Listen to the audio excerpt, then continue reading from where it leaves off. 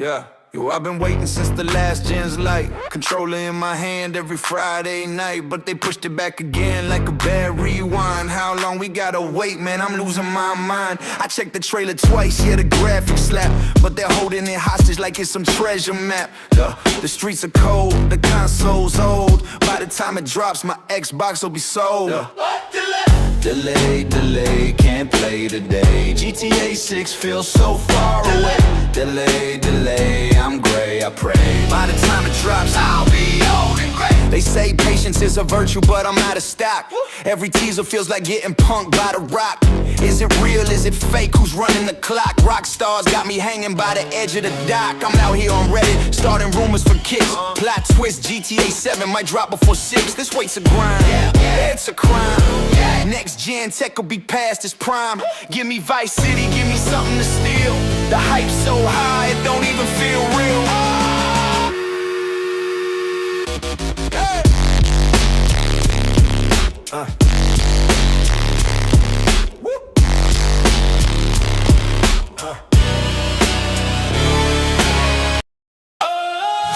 Alright, grinders, hit that like button. Everything is working. We're ready to go. Doors are open. Back. Yeah. Grindscation. Lights are on, the stage is set. Controllers charged, we ain't done yet. We talked Xbox, now we're back in line. Grinding hard past overtime. Feel the rumble, hear the sound. The Grindhouse crew is back around. The gaming Grindhouse is back, oh yeah. We keep on grinding, we don't play fair. Level up, rise high, let's go. Grinders unite, feel the glow. Let's go, grinders!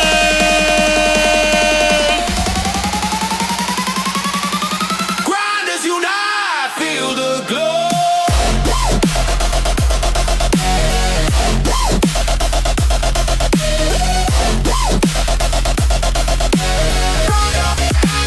Feel the glow.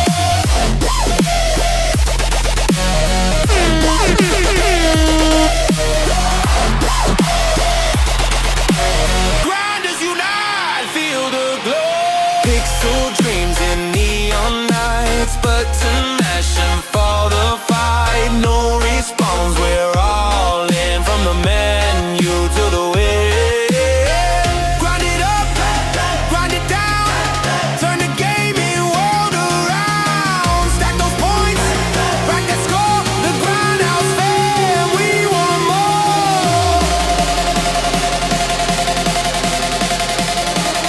The gaming Grindhouse.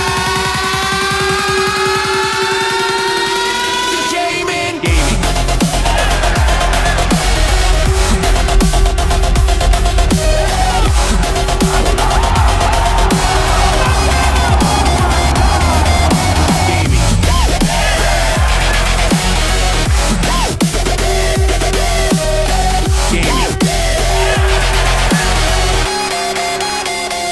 The gaming Grindhouse is back, oh yeah. We keep on grinding, we don't play fair. Level up, rise high, let's go. Grinders unite, feel the glow. Another one, another one, another one. Grinders unite, feel the glow.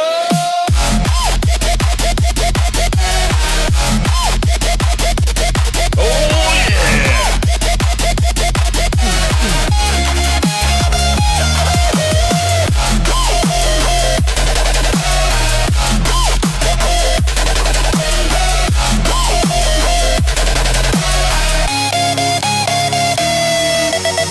Boom! Yo! Oh man, there's some hype music back from Grindscation. Ow! Hoo-hoo! Yeah, that got me hyped up. I'm ready to cook now. Whoa, man! That was the flames going on there. Holy crap! Grinders, how you doing? Long time no show. My goodness, Grinders. What a week. What a week. And then I come back and my computer decides to say, I'm going to take a vacation too. And I'm about to hit play at 7:59. So all you time trackers, Albert Gouchard, I was ready to go. I was on time. I'm about to hit go live. And then guess what happens? None of my microphones are detected. My soundboard's not detected. And I'm hearing everything coming out of the screen. And I'm like, what the hell? So I have to go trace around USB cables to make sure that my monocaster is hooked up right, because my whole soundboard, that whole thing, everything, the microphone, nothing works. So I couldn't even go live. You'll be seeing a screen. So I had to figure that out for the last 10 minutes, where the USB goes. And USB this, USB that. And then finally, I figured it out. They needed to be switched out. I thought it busted. I thought I was done. I didn't think I was going to do a show. But it worked. And I had to get that song in there because that's my hype song. I listen to that music, I get hyped myself. Just like all the grinders get hyped. So hit that like button, grinders. We are hyped today. Woof. So let me shout out everybody coming on in here. The Unknown, J Shield, Dark Zone, Hero Down Under, the Albert Gouchard, the Albert Gouchard, Anonymous Boss in the house. Efreen, he goes, let's go. He goes, yes, that's right. And who else had? And Jay Shallow, member of 31 months, because let's go. One of the best shows on YouTube. Hit that like button. Listen to Jay. Hit that friggin' like button. Holy crap on me. We got Michael Murdy in the house. Ron, MMC. Everybody's name changed. That's Ron M right there. For Brizzles in the house. Who else we got in here? Who else I see? Crooked Vulture and GoPaj. Retro Gaming Guy, everybody got new names. Neil, everybody got new names because YouTube decided to update. Hayabusa, shout out, what's up? How you doing? Yo, I put some questions. We're going to do Grindhouse questions. I know there's that state of play tomorrow, Japanese state of play, I think is going on, so we'll talk about that a little bit. But again, usually prediction-wise, I'm not going to look too much into it because we don't know, what they're going to announce, man. Because I don't know. That was usually like last minute state of play. But anyway, we'll talk about it. But let me talk about Grindscation. Grinders, I went on a cruise. I was on a cruise. If you check me out, I was doing a cruise. But, nobody wants to hear about vacation stories. It was fun, relaxing, a lot to eat, a lot of running around. Went down to the Bahamas. Awesome time, nice weather. Awesome. But let me tell you a story. There has to be a gaming story. There has to be a gaming story. So it's not about portable gaming because I did bring my Steam Deck with me and enjoyed some offline gaming, not powered by the cloud. And I did a little bit of that in Dying Light. I was playing that. But we need to talk about something that happened, right? That's Go Podge is the AAA Ron. Oh man, AAA Ron. Hey, Ron. Where are you, AA Ron? Yo, it was a good time. It was a good time. And now we all got back and we all have head colds. So that's wonderful now. So I'm just fighting the days, taking my vitamin C, waiting for my head, waiting for it to come. But, pause. It's coming. But yeah, we all got back from vacation cold. So, my son's dealing with it now. So hopefully it gets better. And I'm just waiting for it to go through. So anyway. But the good stuff, let's talk about it. So, here's a funny story. We like to tell funny stories here at the Gaming Grinders. Hit that like button. So, on the agenda, when you go on cruises, they got an agenda for you, right? And on the agenda was something called the F1 PlayStation 5 tournament. So, on the cruise, MSC, by the way, MSC Cruises, really awesome. Been doing a lot of them lately. They got PlayStations on board and all this other stuff, but they have an F1 simulator, right? Where you go into the actually F1, the car, they have the screen around you, and the whole thing moves, right? So we did it the last cruise. It was friggin' awesome. Like it is like if you crash, like you're on a ride, like that thing crashes. So they had an F1 tournament, PlayStation tournament. So I go, my son, I'm like, let's go sign up for this thing. I really don't play the F1 racing games. I do Gran Turismo and, Forza and stuff like that. But I know how to play like these simulation games. So I'm like, well, let's see. So listen, we go to this to this thing. They're basically set up in the theater, and you fill out a form, and they're gonna randomly pick your name. You go up, sit in a chair, and you race 2 laps in F1 2025. And the winner gets a free F1 simulation, right? So this I'm the freaking gaming grindhouse. How am I not going to participate in such a tournament? So I go, put my name in, my son's name in. There we go. And there's about like 25 people there. Everybody puts their names in. There's kids and all this other stuff. And the first guy goes up. So he randomly calls names, and what he says is that, hey, you really got to be 16 or older because you have to be a certain height because the simulator only lets like a certain height because otherwise you can't reach the pedals. So it really was only for like 17 or older, but the instructions weren't proper, so everybody just put in their names, right? So kids, adults, everything was there. But the first guy that goes up is Martin. I'm going to get these chats, but you got to hear the story. This is some crazy stuff. The first guy that goes up, his name is Martin. He gets up there, and they got him in there, and he's doing 2 laps. And this thing's only supposed to be like an hour of a tournament to win this prize. And we're on the ship's going, it's not rocking, but Martin's up there. And he is crashing into walls, going backwards. Now, this is an adult here, going backwards. He don't know how to do. So what happens to Martin is that after about 20 minutes, I would say a good 15, 20, of Martin crashing and us waiting for him to finish 2 laps, they realize, the host of the competition realizes that they have it on expert mode with manual steering, manual transmission, nothing going on. And then there was a dude in the front who was like one of the game. He was a gamer, and he's like, "Yo, you got to change these settings, man, because we'll be here all day if everybody's gonna do this." So he gets the settings. He puts on driver assist and puts it on like baby mode. And then from then on, they start pulling names out of there. And now they got driver assist on, automatic transmission, and you got to do 2 laps to see who gets the fastest one. Now there's like 25 people in there. So I'm just like playing. I'm just sitting there going like this. Okay, yeah, who knows if they're calling me. Dude pulls, grind my gears, get up there. I'm like, what?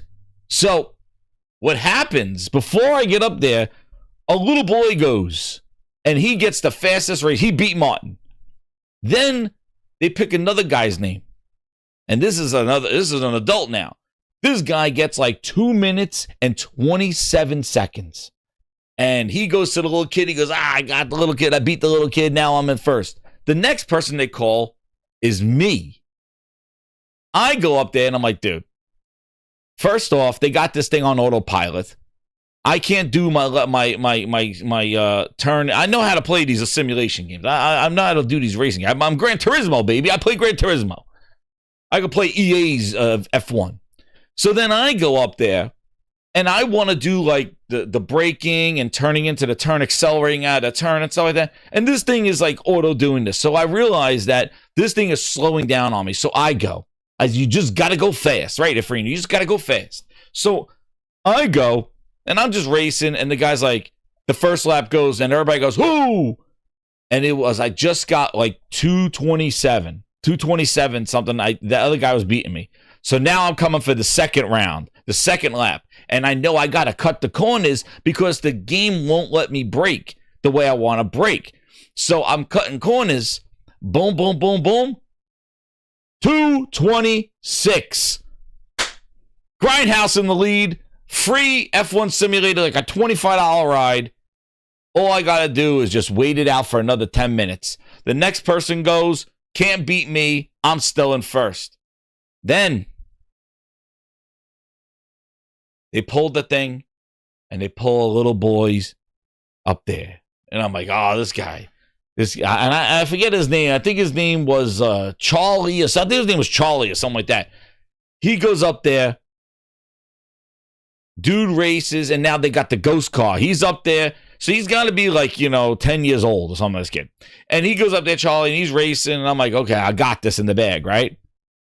Charlie finishes the lap. Does exactly the same time as me. So I'm like, holy shit. I'm like, the guy's like, we have a tie. The thing was with this competition was that at first when Martin started, we all rolled our eyes going, this is going to suck. Even the host was like, oh man, this is not turning out the way I wanted it to turn out. Now we got a tie. Me and the little boy Charlie. And I'm like telling my son, I'm like, you know what, man? I'm just going to let the kid win. I'm not going to do this. And the guy's like, no. The host is like, no, we need to find out who's going to win this tournament. I got the coupon right here. We need a tiebreaker. I'm like, oh, shit. I'm like, they're going to make me play this little kid. Oh, shit. So I tell my son, I'm like, hey, I'm just going to let them kid win. I don't want this thing. It's fine. And then my son, he's a true grinder. He goes, I'll be disappointed in you if you lose. if you just give it to him. He's like, you race. I was like, oh man, my son giving me a freaking inspirational speech. He said he'll be disappointed if I just give the kid the win.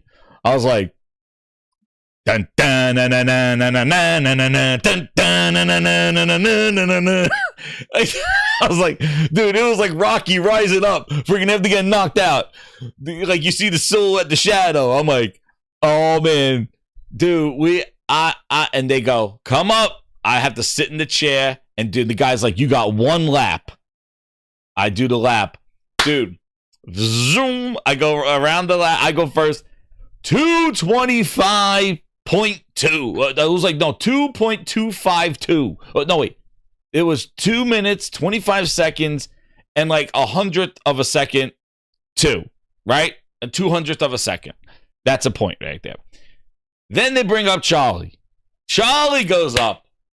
He sits in the chair. And I know I got the kid's name wrong. My son kept telling me the kid's name. So I'm like, all right, let's go. I see him and I'm like, yo, this kid's going fast. But he went into the ditch a little bit. I'm like, oh, so I got him.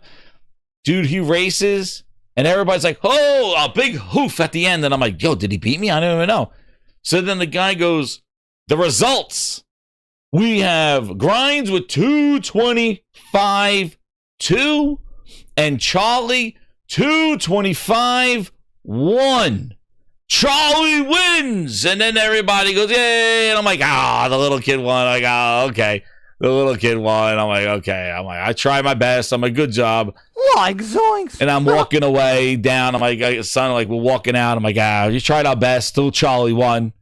And then the parents of Charlie go, come over here. I'm like, oh, man, they going to rub it in? They take a picture with him. I'm like, oh, dude, the kid's a little kid. I'm like, fine. I took a picture with Charlie, and then I'm like, oh, congratulations, man. You the man. You won. I'm going to the buffet. I'm going to go to the buffet. I'm where the real champions go. So then, my son disappointed out of the whole cruise, Josh. So then, as I'm leaving, the little boy comes up to me, and he goes, here you go, sir. I'm like, I don't want. Here you go. He gave me the free ride. And then the parents go, oh, yeah, he's too small. He can't ride the ride. And I'm like, no, this is okay. I'm going to the buffet. It's all right. No, he can't ride. I'm like, don't your dad want to use it or something? He's like, nah, it's all right. I'm like, all right, thanks. So I won in the end. Grinders, I won in the end. Another one. Because the Grindhouse always wins. That's right. That's right. I always win. I got the raw deal. Raw shit. Raw chicken. It's raw. Fucking raw. I won in the end. Raw Carol. Fucking raw. Rabbit, I didn't cry. Fuck off. And by the way, what a twist. It's raw. It's twist. The little boy, here you go, son. He said he's too small for the ride. That buffet's off in second place. Dude. So anyway, that's my story. So I got to go in the F1 simulator because I won in the end. Because I said, damn it, I'm a YouTuber and I deserve to win. That's what I told him. Victory in the end. Sorry, son, you're too small for the ride. That's right, little grown-ass man. I'll be playing this thing. This man just can't lose. I can't lose. That's it.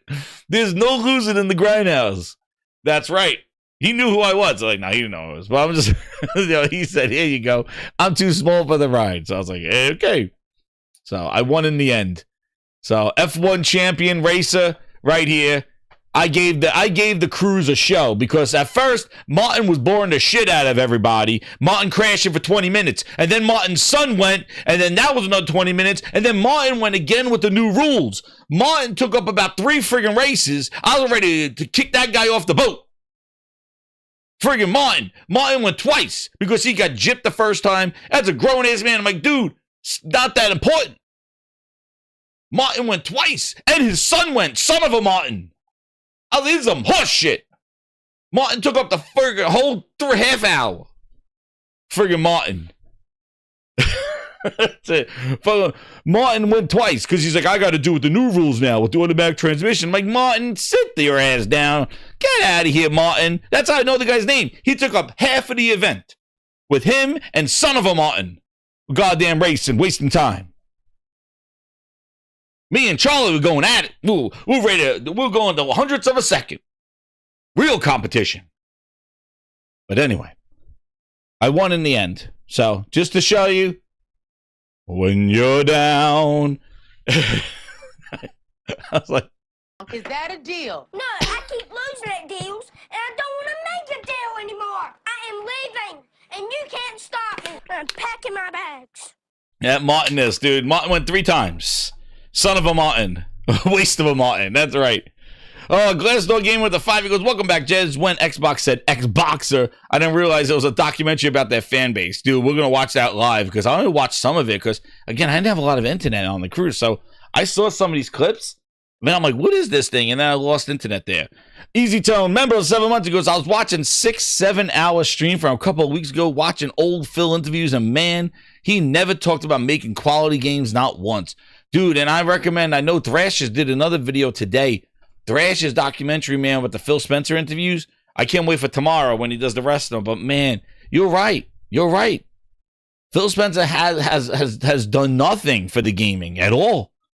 That's why with Phil Spencer there, we all know what happens. Oh, no. We suck again. I'm sure you missed it. There you go. Hit that like button, grinders. Yep. But that was a story about the Grinds Vacation and what an F1 tournament. But man, it feels so... Well, I don't know about you, but like when you're not home and you go to like a hotel or you're on a cruise ship or you're in a different place and and somebody gives you a PlayStation 5 controller and you're like gaming outside of your element with like somebody else's PlayStation. Yo, I was on the cruise. I was like, oh, PlayStation controller. I was like, I could do this, even though it was loose sticks. Probably had stick drift, but I didn't complain. I won in the end. But anyway. It was wild, man. But they had all PlayStations there. My son was beating everybody in their friggin' FIFA tournament. He came in first.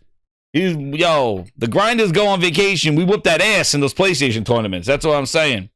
Even though Charlie got me, but I won in the end. Because I knew that the rules would make me win in the end. I knew the rules. What's up, Thrifty? Woof. Okay, that was a whole Grinds Vacation. Oh, man, that was a story of stories. And then while I'm away, everybody's yelling at me. Like, I delayed GTA 6. Dude, I was, like, so bummed out when I saw that thing on the news. Because what sucks about when you don't have the internet package, because I'm not paying $35 a day, I still get, like, the notifications, but I can't see what the details are. So all I saw was, like, GTA 6 delayed, and then somebody wrote, we blame you. I don't know who was tweeting at me saying that they blame me for going on vacation. But GTA 6 got delayed while I was away. I'm sorry again. I don't know why. These things happen when I'm on vacation. But, so I don't know. But GTA 6 got delayed while I was away. Not much to talk about here. I think we all were kind of thinking this because we knew they did this to Red Dead Redemption 2.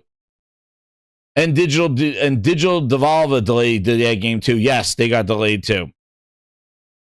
But what's crazy, man, is that now, and I see some question of the Grindhouse, which we'll get to, but here it is. GTA will now release on a Thursday, November 19th. We're adding additional time to what we realize has been a long wait. Oh, you think? But these extra months will allow us to finish the game with the level of polish you come to expect and deserve. Oh, man. You mean from May to November? The polish? Dude, they've been doing it for 12 years. I guess 12 years.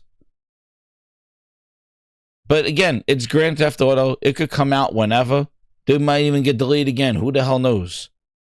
But it went from the end of May to now. November 19th. So as soon as I saw that date, the first thing I thought was Call of Duty in trouble yet again. I saw Phil Spencer saw that date and he's like, God damn. He goes, first Battlefield and Arc Raiders coming around Call of Duty. And now next year you got GTA 6 coming around Call of Duty. Phil Spencer can't catch a break.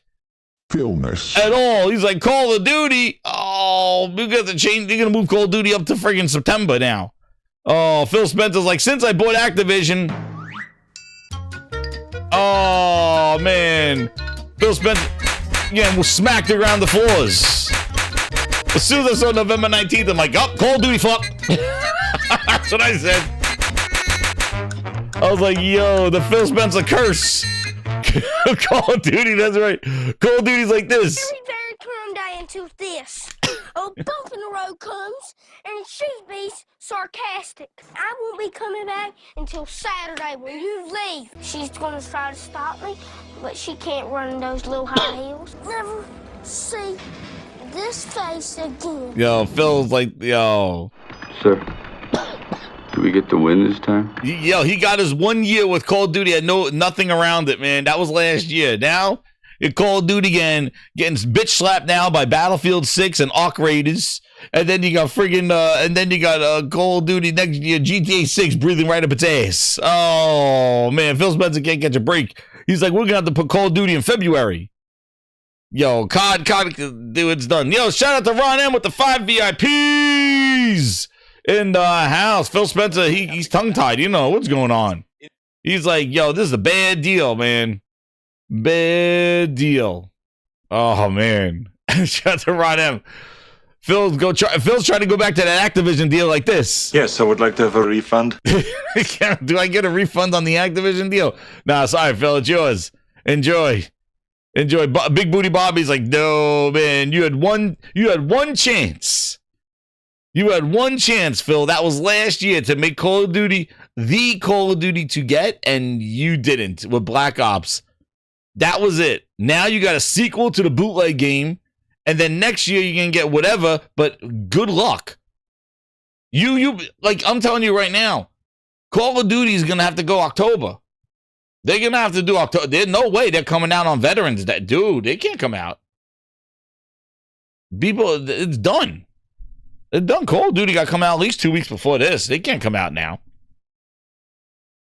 Phil, it's done, man. It's done, man. They will, oh. But thank you, Ron M. Who'd you get? You got B-Dog, Joker Thief, Silent Night, E.T., and Flippa Silva. Thank you again. VIPs in the house.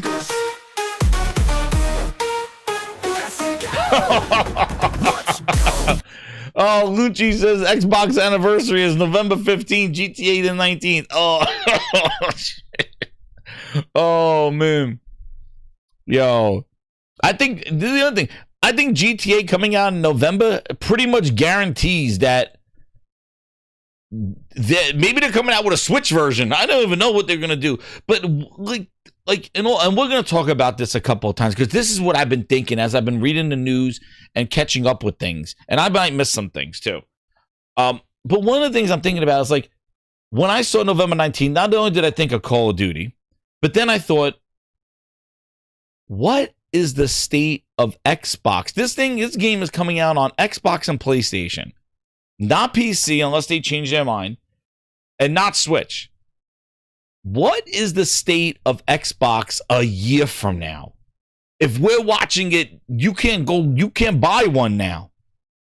Target, I'm telling you, I've been going to Targets just for shopping and stuff, and I go to the gaming section all the time. I'm telling you right now, that whole Xbox section is done. It's cards and controllers. That's it. There's no games. They have a couple games on cards. There's no physical games except for the new release in the front, and there's no consoles. And I went to like 4 different Targets over the last month.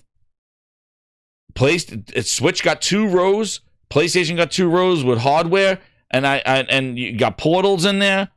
But I'm telling you right now, like the Xbox console it's nowhere to be found. Like, I don't know. It's nowhere to be found in retail. They got some of them at Best Buy, but Target's done. But if that's now, November 2025, what the hell is Xbox console going to look like in November 2026? Like, I don't get it. Like, are they going to... And they can't be pushing this Windows PC Xbox. This PC Xbox, because PC doesn't have GTA. So they're just going to cross their fingers and hope that the 30 million that are still sticking around buy this game a year later from now? I have no clue, man. I have no clue. And that's so I think, and I know some people saying that was one of the Grindhouse questions. I'll address it now. When Wolverine is coming out, I think Wolverine's going to come out just like when Spider-Man came out, like early September. I think early September or late September. And then Sony will have the March Sorrows. They'll have somewhere in May or something like that. They may, or maybe even earlier, they may have the Marvel Token. Maybe the Marvel Token comes out January, February. I don't think so. I think it comes out probably May, June. Marvel Token. And then you'll have Wolverine come out in September, because that's like right when Spider-Man came out, September 14th, September 15th, around there. And then you got this, because that's when Insomniac releases their games, traditionally around end of September, beginning of October. So they're in the clear. Wolverine is in the clear. June is Token. See, Josh thinks June's Token. Yeah. Did they announce June? Spider-Man was October. Yeah, like, and when Spider-Man 1 was September, wasn't it? I think the only Spider-Man was Miles Morales that launched with the PlayStation. So, like, yeah, I think Spider-Man around there, like September, October, is Spider-Man, is Wolverine. And then they're not dropping that in November. And now you got Yo, and talk about a 1-2 punch, dude. Token fighter, dude, GB. So coming around there, think about that 1-2 punch, though, man. That holiday punch, you start like September, October with Wolverine, and then your next month or so is GTA 6. Dude, that is a yo, they better stock up those PlayStations, man, because that is going to be. And what I say is, like, well, where does Xbox stand for the console for next year at this time? Are they going to do like a new version of an Xbox? I have no clue. And Call of Duty's pretty much screwed, because, like, you know, it's like, and the Xbox anniversary is 4 days before that, unless they plan on having consoles ready to go. But man, I'm just like the state of the Xbox console right now, where GTA is going to launch, is horrible right now. And, you know, with the financials that they said, they're not seeing any increase. Just think about it a year from now. What is left? Another year of this is an Xbox. You don't need a console. Go play on PC. PC don't have this game. Unless that changes. Unless they're going to do some sort of crazy emulation that they're going to do, what's going to make Rockstar play this game on Windows Store. Unless that's their secret plan. I don't know. I'm just throwing it out there. Could be. They can may have some secret emulation that they're going to do in the Windows Store, and they could play this game on a Windows devices. I don't know. I don't know if Rockstar will be down with that. But I have no clue. Like, when do you guys think? I've seen a lot of people in the chat thinking, like, September, Wolverine. I think so. Yeah, Wolverine, early October, just like Yote. Jay says that. Yeah, I agree. Like, I think end of September, October, anytime from September 14th to October, middle of October, I think that's when Wolverine's coming out. But I just don't, like, Rockstar got to be sitting there going, dude, we could have tried to squeeze into May and maybe get some of this Xbox sales. But by going to November, a year from now. And one of the things that they did, too, was, like, I didn't like what they did with this shit, because in May of this year, they announced that GTA will be May of next year, and then a year delay. And then in November of this year, they basically announced a year later from this day. Like, it's sort of bullshit what they did, you know? But you got to stay away from November. Like, you're done. And also, too, December's cooked. It was always been a cooked month, but December's cooked, too. Like, you can't do no Janky Jones December 1st. Like, everybody's going to be playing GTA 6 throughout the rest of the year and the holidays. So you better stay away from December as well. There. So, but I do think that, yeah, Wolverine, Phoenix says it'll be late September, mid-July, mid-October. Yeah, I agree. Wolverine, and I think they're fine with that. Because that's traditionally when Insomniac releases their games around there. Yeah, December's done. So there's no Janky Jones coming out December 6th. Or Halo Infinite December 6th. Speaking of Halo Infinite, I don't know if I have it on topics, but yeah, I think I do. On that one. Phantom Blade also coming out next year. Next year's gonna be crazy. But yeah, it got delayed. So I just like, unless they're gonna do something, it doesn't sound like they're adding in any new platforms. It just sounds like to polish the game. That's it. So, you know, and that maybe what they'll do is they'll release the game in November, and then the multiplayer part will release in May of the following year, 2027. Oh no. It's crazy though. It is crazy, and that's a long time because May was showing up. As you get close to May, they just say November. But yeah, so kind of sucks. I saw that when I was away, but again, I don't know. Like, what do you like? Just throw this out there to the chat. Hit that like button. Over 120 people in here. Hit the like. We're back. Gaming Grindhouse is open. But let me ask you a question. What do you think? Like, are they really like what? I'm really like just thinking, what is the state of the Xbox console a year from now? Are they going to have a new version in May? Maybe they're going to come out with like a gray one for the anniversary. Are they going to have an anniversary console maybe that comes out? Maybe they'll do an anniversary Xbox that comes out November 14th and try to...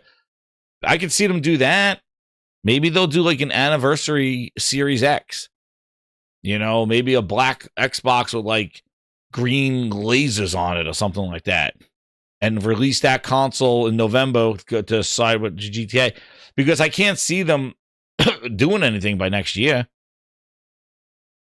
And this is an Xbox. I don't know if this is going to be cloud enabled. I don't know if that's another plan. But it's very limited where this game's coming out. So, and considering that the Xbox console is here and it's not doing anything now, I can't imagine in a year unless they release some sort of anniversary edition that comes out. Grinds Adamas there. Now, Wolverine's not getting delayed. Wolverine's going to come out September. Now, because you could just see in that Sony's next year, you got, unless something crazy happens, you got Sorrows. You got Sorrows. You got Token Marvel, Token Fighter.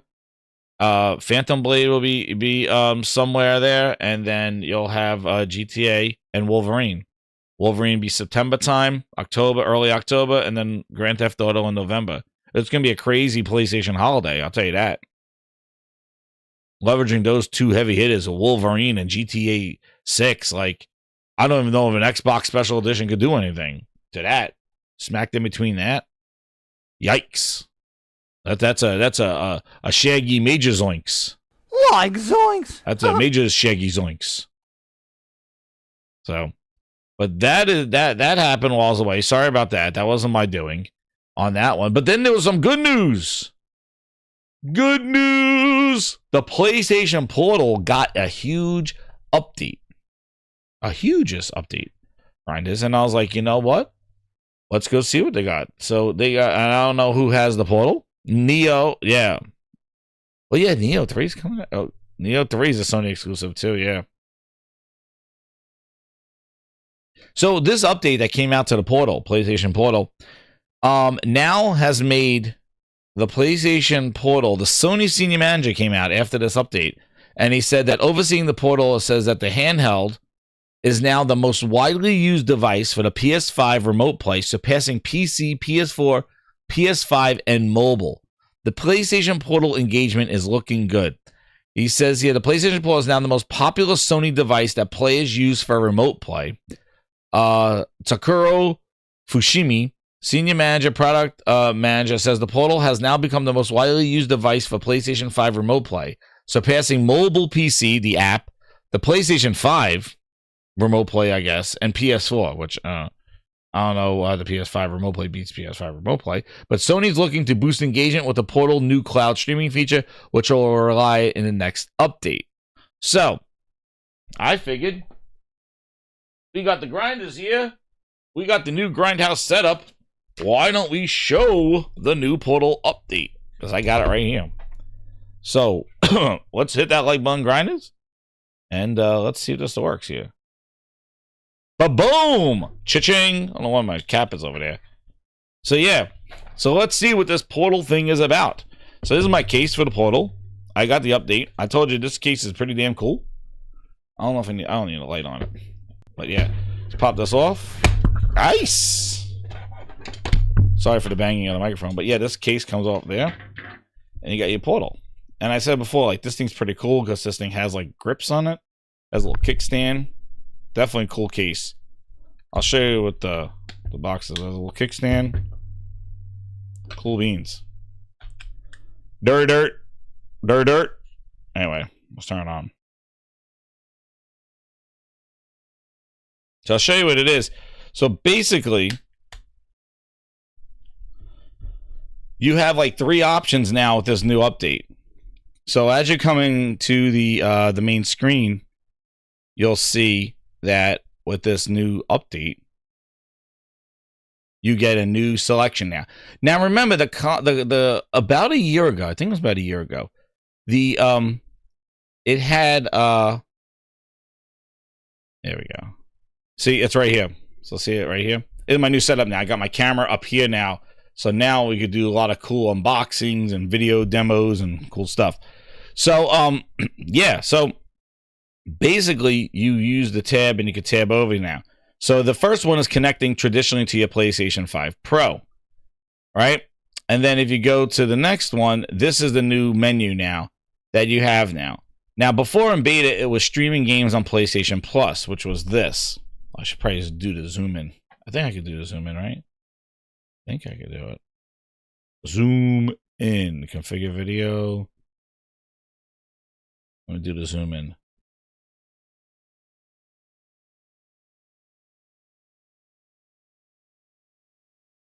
Extreme zoom in. So yeah, so let me go right here. So I'm so much more comfortable playing like this, man. Hold. But yeah, so this menu, and then you could just search across all the games. So like this was in beta, I think about a year ago. So these are all the games that are on PlayStation Plus. So now you need the high subscription for this one, the premium subscription for the streaming games. So these are the ones that we had last year. They've been adding games all year to this one, the PlayStation Plus. So you got Hogwarts, you have all their first party games. These are all the ones that they've been doing. And also the Twisted Metal, like some of the other Cyberpunk. So all these can be streamed from the cloud. So the big difference now with this section that I'm showing is that you do not need to link to your PlayStation. You just need to hook this thing up to a Wi-Fi signal, and then you can play games. You don't need to be booting up your PlayStation, or if your PlayStation powers down, or if you had a power surge and your PlayStation turned off, or you lost power, and you have your Portal and your PlayStation's done. This thing's a brick. So this thing just needs internet connection, and then you could get on it, and you could play pretty much. Now these are the ones in the Portal. So, and then these will just be streaming. So like, if you remember, like when you see the Xbox One, you have like wait and queue. They really don't do a big queue in this thing. It was a beta about a year ago when they added this part to it. And now your game's waiting, so like it's connecting, and then it connects, and then basically you're playing from the cloud. You're not playing from your PlayStation. So your internet could be crap at home. Your PlayStation could be wireless or whatever like that, and you don't have to worry about it. And then you could just play these games. Another new thing that they added in this update too is that, and I'm playing. This is cool because I'm playing some of the PlayStation 2 games that were up for the PlayStation. So they added some retro games. They kind of came back, which is pretty cool. And then what's cool is that now with and you can do your whole rewind stuff just like you did on the PlayStation. But yeah, playing some classic Hot Shots golf. Hot Shots. Cool retro game, and this is not what's thinking from my. And what's good is that you don't. And this is one thing that I like is that you don't have to just be restricted to what you have downloaded on your console. So like if you have all these games in my library, I do, but I have to make sure that they're all downloaded, you know? So I got to make sure that they're all downloaded there. Another cool thing that they did was that when you press this, you get this new side menu now. You could change the resolution of it. You could also get game invitations too. And you could also do the troubleshooting, and you could actually show network status, and your network status could come up. And I've been seeing, so what I've been seeing traditionally just from my internet here is that I've been seeing that I've been getting about 25 to 29 milliseconds of latency, dropping down to 18, sometimes going up to 30 with the cloud. And I have less latency when you go on the PlayStation. It's like 1 to 2 milliseconds when I stream directly to PlayStation. But from the cloud, anything under 40 is pretty much playable like that. And it's been staying kind of under there. So, but you could see those stats and you could play with them there. And then you could just close your game out and do this. So then they added all that for this one. And then when you go here to stream your own games, and you can see they changed this whole menu around. So these are the latest games that you played. And then when you go down to stream your own games, now this is where everything that you own, majority of it is playable. So these are the games that you own. You could see I just got Arc Raiders. Arc Raiders is on here. You could play this streaming on, you could, how you want to be competitive and stuff like that. But it's not too bad. But you could stream Arc Raiders directly to the internet until dawn. Pretty much like you could see like, these are all the games. It's not all the games I own, but it's getting there, and they'll just keep adding more games. And what's good is they have some games from there's Midnight Murder Club. Remember that when we played that? Ready or Not, like so. Some of these games that are not on the thing, Expedition, that was on there. See, look at all the wrestling games like Wrestling 2K24, Ninja Gaiden Black, Helldivers 2. So a lot of games I own now are cloud playable. Dragon Ball Combat. Let's see how this goes up. So now you basically have a huge library of games by just having this thing hooked up to Wi-Fi without having to connect to your PlayStation if there's any issues with that. And it does a 1080p, 60, 3D audio, all the vibrations and features of the DualSense are on there. And they have to be digital games. That's right. Yeah. So they have to be the digital games on there. So I don't know if Astrobot. I don't think Astrobot's on there. Yeah.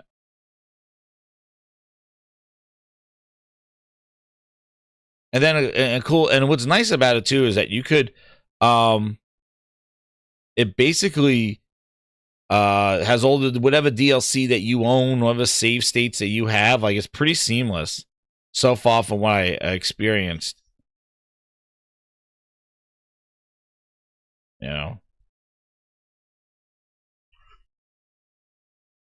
From my experience, it's been pretty damn good. And this screen is awesome. Astrobot is on there. Okay, good. Yeah, I had it late by A. Yeah, some of the sorting needs to be fixed there.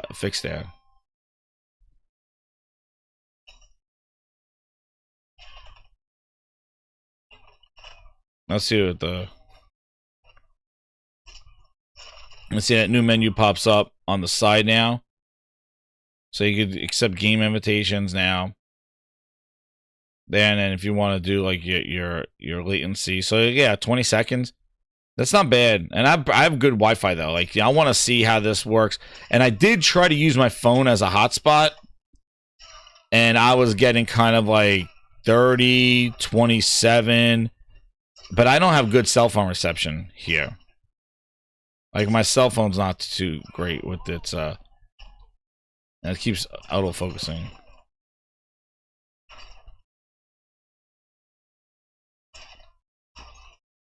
Let's close the game out. But you can see it doesn't take too long to boot up a game. There's not like the huge queues and stuff like that to boot up. It's pretty good. And then what's cool is if you don't have to want to search for that, you go in here and you just go, oh, you want to know why? I have Astrobot Physical. That's why I'm not seeing Astrobot. I asked her about physical. So let's see. Yeah, see, so I have a physical, I have a disc, so I don't have it digitally. So if you don't have a game, so you could search like across the whole library with this thing. So the search helps you find the game that you want. And you'll see if you don't have a game, you'll see instead it says stream, it'll say go to PlayStation Store. So when you go to PlayStation Store, it pops up the QR code. And then basically you could just, it takes you to, you use the app and you just go buy it. So you buy it from your phone. So you just put your phone over the thing and it takes you right to the PlayStation app to buy the game. So basically they turn this thing into almost like the closed system there. And it's still, that's right, JB Cat, this is still $200.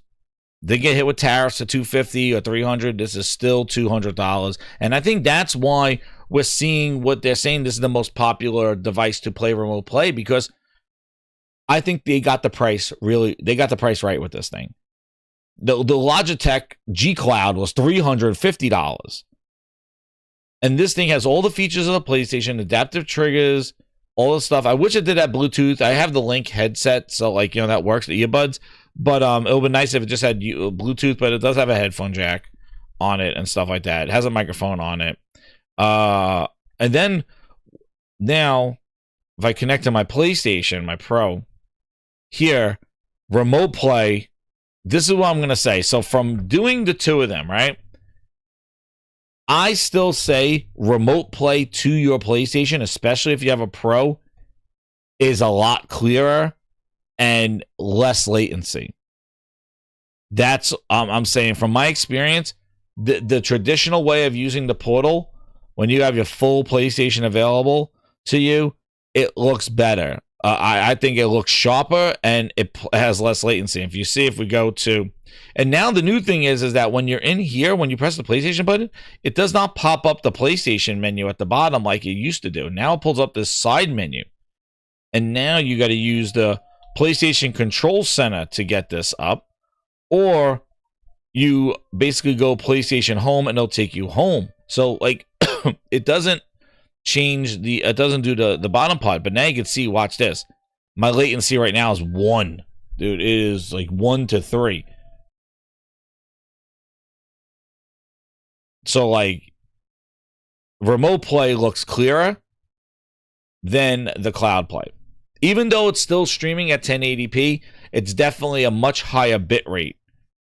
You could and you know, you can really see it. Look at that, 1 millisecond latency. I'm on 5 gigahertz, and yeah. So I still think the primary use of the portal is, and you could see it with Ghost of Yote, because of the how much grass and foliage there is. Like you could see, I felt that it's sharper when I'm playing it. So you're definitely doing a higher bit rate at your house with lower latency, but it looks clean as can be. Yeah. And then when you hit this, watch what happens. It doesn't take you to PlayStation Home. It takes you got to do 2 steps now. So it's kind of strange how they change that now. So it's not like you're just controlling the whole PlayStation remotely. They actually gave the portal a UI now to link, to troubleshoot, go into settings. So they basically gave the portal its own UI. It pops up this portal menu rather than it just popping up the PlayStation menu like it would traditionally do. And then, yeah. And just to remind you, all those cloud things. So I would still say, like, this is the best way to do. Plus, also you have... let me remove that thing, yeah.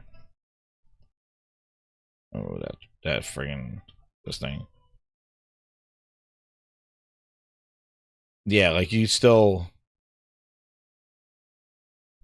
And then still doing things, and like then you could say put the console in rest mode or not, and then you could just go to disconnect. You're back. But again, the biggest thing with the portal is that it needs blood. It needs Wi-Fi, and with Wi-Fi you have access to tons of stuff. This one. Now let's see if I could go to. Yeah, the purchase thing is a little off. Well, let's see if you could see it here.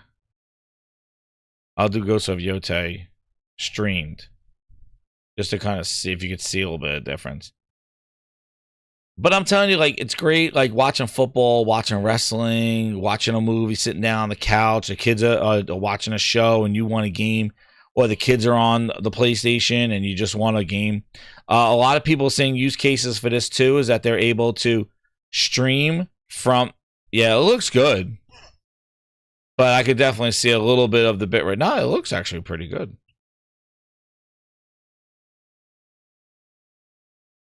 And this is playing from the cloud. But I'm saying, the thing is, it's a $200 device. Like, again, it's not, I'm not saying that's super cheap, but the thing is that it allows you to take your library on the go. And if you already have the subscription, you're getting now more access and more features to this thing. And it's still keeping it as a closed system. You could still buy things from it. And what I thought was pretty impressive with this is how Sony basically been doing this in the background, and they just basically flipped the switch. The fact that we've seen that they could do 4K 60 frames, all the features on your PlayStation itself. You could stream demos, you could stream your trials, you could stream your games on the PlayStation itself. And then basically they just said, flip the switch. It was in beta for a year, not for 20 years like Xbox beta that just came out of beta. And it basically, they flipped the switch. They changed the UI, and they basically said all the games, most of the games that you own are now streamable. And it's a lot of games. And they just gave you tons of access to your portal for streamability, to stream your stuff. For the subscriptions that you already have, if you have it. It's not $1,000, not $1,300, where you got to then configure, download, wonder if it's play anywhere, wonder if the license transfers over, then could tweak the settings and see if it works. None of that stuff. And it's not $1,000 device where they're like, oh, and you could play cloud on it. It's like, no, the reason why you're paying $1,000 is for native gameplay on the CPU power in the unit. That's why you're paying $1,000. If you want Wi-Fi, all you need is a dummy device with a good screen and good internet. And that's what this is. That's why it's $200. For $200, you could, yeah, streaming is not bad. Like, I'm not going to say this is the way you should play all your games, because streaming has its limitations. And outside of the house, this thing is a crapshoot. Like, you don't know.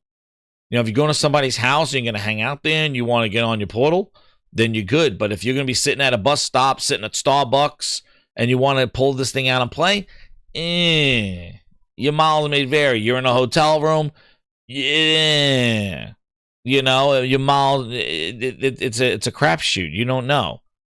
That's why I was always hesitant. But around the house, this thing is like, this is the perfect. This is perfect. Or if you're going to somebody's house, going to the shore, or going to somebody's house, and you just hook up to their Wi-Fi, perfect. Hotel, maybe, nah. Planes, cruises. Yeah, I'm not bringing this on the cruise. I'm not paying $35 a day to play the internet.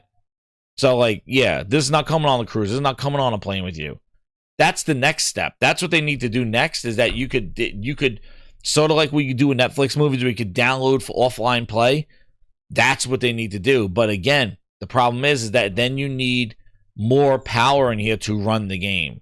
And it's probably going to be thicker.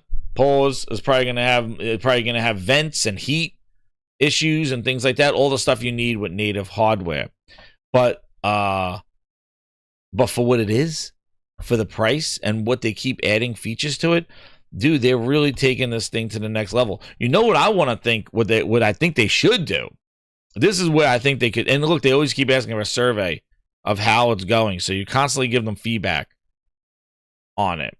But what I think the next thing that they should be able to let you do is use this USB or use something and have this thing plugged into a TV.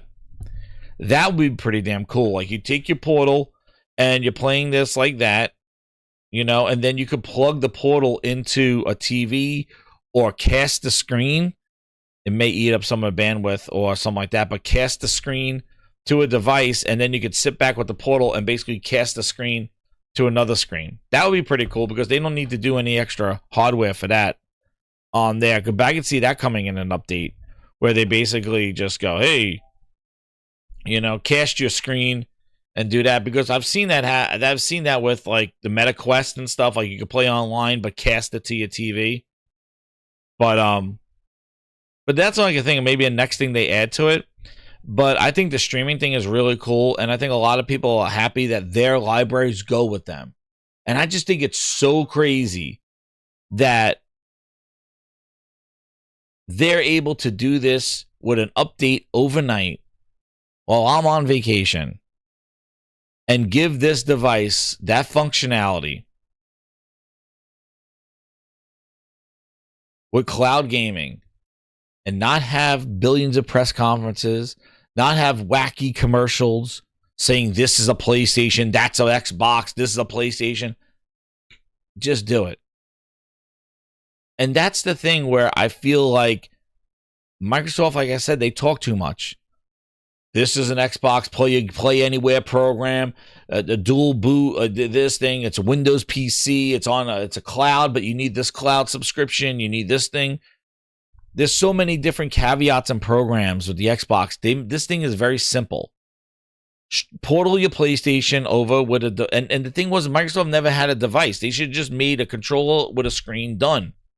Instead, they jerked around with all these accessories that they didn't even make for your phone to cloud stream. And then they're like, oh yeah, the Rikishi controller, and everybody loves the Rikishi controller and all this other stuff. And then they go after that, they go, oh, and now you could stream to a TV, but you need a controller for it. And it's crazy. But you could do this from your Xbox from the beginning. They just never gave people a device like this. And the other thing is that this is still a closed system. The backbone, that's right. This is still a closed system. That's why they could have you purchase stuff now. Now you could buy things. This basically came a Wi-Fi PlayStation with that update, with the streaming, and you could still do this. So, and it looks great. The screen is incredible. You know, I think I have the screen at max brightness. Does 1080p 60, runs smooth. All the adaptive triggers, the surround sound, all those things work. Hello, Phil Ness. Hello. Like, these kind of games are perfect for this. You here? I did some Battlefield on here. Not in the bag, are you? Hello. Up here. But yeah. But it's just amazing in how they just flip a switch and it works. No doubt, and the cost of it was snooping. We're gonna snoop. Aha! Yeah, the remake is good. I like it.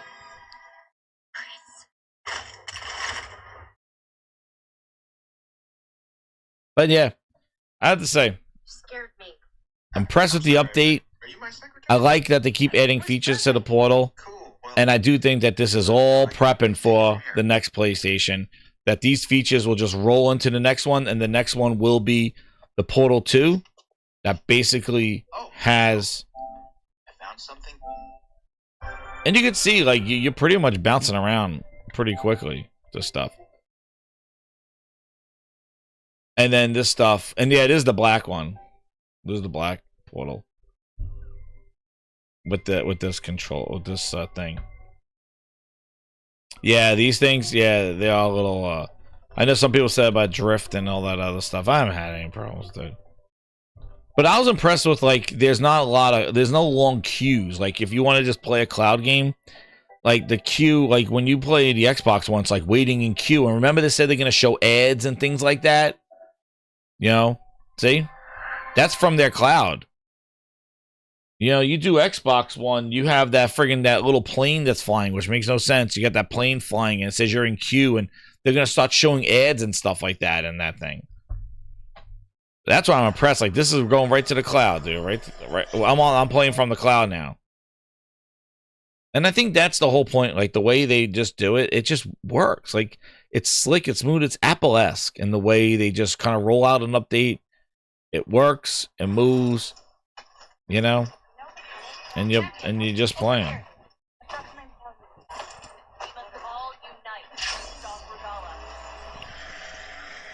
Yeah, so this is from the cloud there.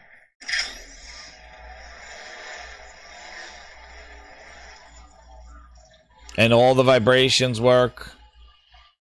Pause, all the vibrations.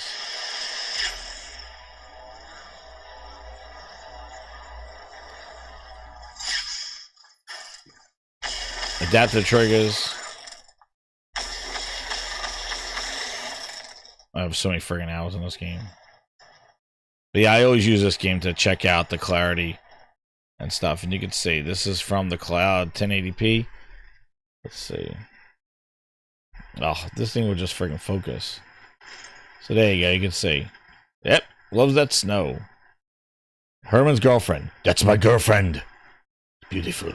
That's my beautiful Aloy. This is my girlfriend, Aloy. You can say it's pretty damn clear for a cloud. This thing will freaking stop focusing. It's my girlfriend, Aloy. Herman's girlfriend. We'll make a new online game for her. Maybe this will be one of the announcements tomorrow. Aloy. Give her a beautiful. It's my Herman's girlfriend. Can't wait to more games with Aloy. Aloy Pay. But yeah, no, dude. I have to say, I'm very impressed with what they. What the hell's going on here? Oh yeah, over there. But yeah, very impressed with it is. And another thing that again for the Portal, another cool thing is that because it's just streaming, the battery life is not an issue that you get with these handheld PCs and stuff like that, where you get like, you know, you turn up the power and you basically want to run the game at 60 frames or run it at 120 and you're running at 30 TDP, you get it make 45 minutes to an hour of gameplay. This Portal runs for 4 to 5 hours, 6 hours, because regardless, and the fidelity of the game does not change because you're just remote playing it. So I do think that what it is definitely a nifty device. It's a great accessory to the PlayStation. And the fact that now you have your library, the games that you purchased on the go. Yes, they are behind the subscription. So again, you know, we're doing that kind of thing where like, yeah, you don't just get this for free. You got to subscribe to PlayStation, the Portal thing. But again, you're getting all those other things where I feel that the way Xbox has their thing, you got to be part of like, oh, I game on mobile, I game on a TV, I game on this. Like, you got to kind of have like other things. This kind of keeps it in the PlayStation ecosystem somewhat, where the subscription kind of makes sense. Where I feel like Xbox is like, well, if you like to play on the Meta Quest cloud, like this will be great. It's like, dude, you're putting this shit on all different things I really don't care about. Because they're not ergonomically made for gaming. Your TV Wi-Fi is not ideal for playing games on. You know what I mean? I'm sure there's not a great Wi-Fi chip in there, like, you know, and their phone is getting notifications when you want to stream, and you know, this is a gaming device, but it's made for a specific purpose, and it works, and it's inexpensive, and it's not super expensive like $5,000-$6,000 that we're talking about here. And I think that that's wrong. What the way they're doing is like, oh, pay for $1,000 ROG Ally X, oh, and then you could stream your Xbox games. It's like, oh, then why do I need a Z2 chip and all this hardware and all this stuff if I'm just going to stream my library? Like, you should just have a cheaper streaming device, an Xbox or Xbox ROG Ally, like dumbed down version, like the Portal. Basically, just give all the hardware the same thing, strip out all the guts, and just put a chip, just put a thing on there. The other thing too is that this is running off of Android, which we know is more battery efficient, more optimized, things like that. So Sony is able to run off a thing of Android on here. This is not Windows. You know, Microsoft always runs into problems trying to get Windows on one of these devices. It'll kill battery life. You have Windows running in the background. But that's always been Microsoft's Achilles heel, is that they want to drag Windows into everything.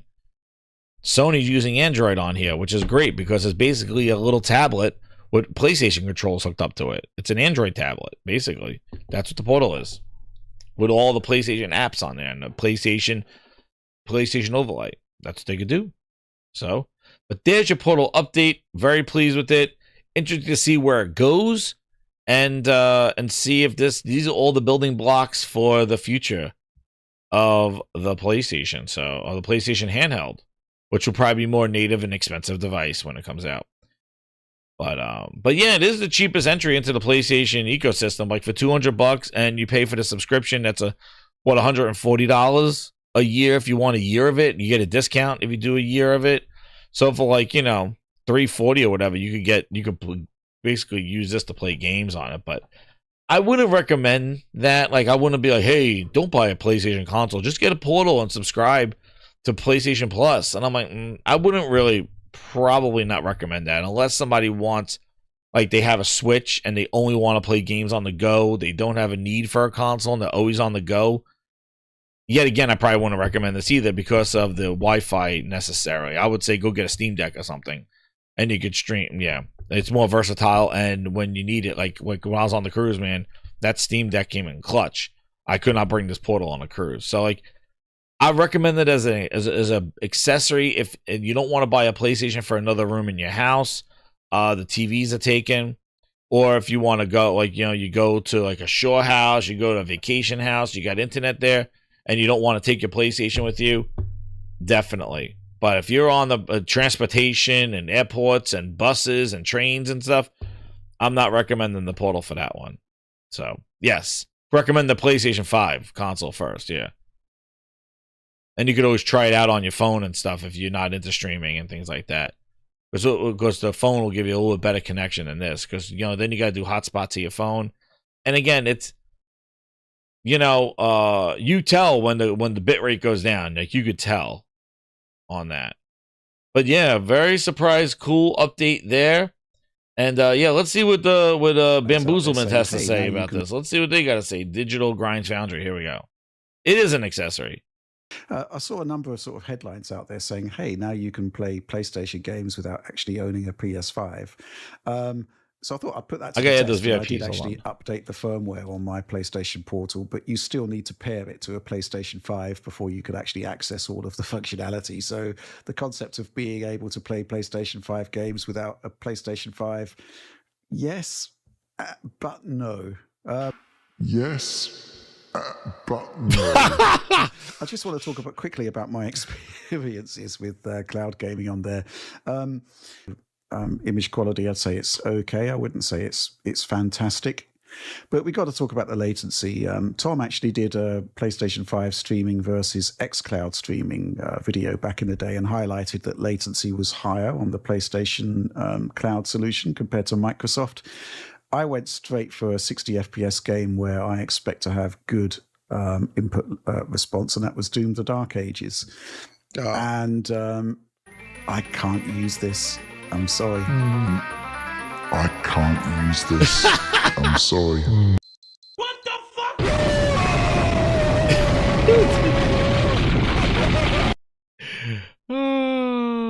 They are Portal haters.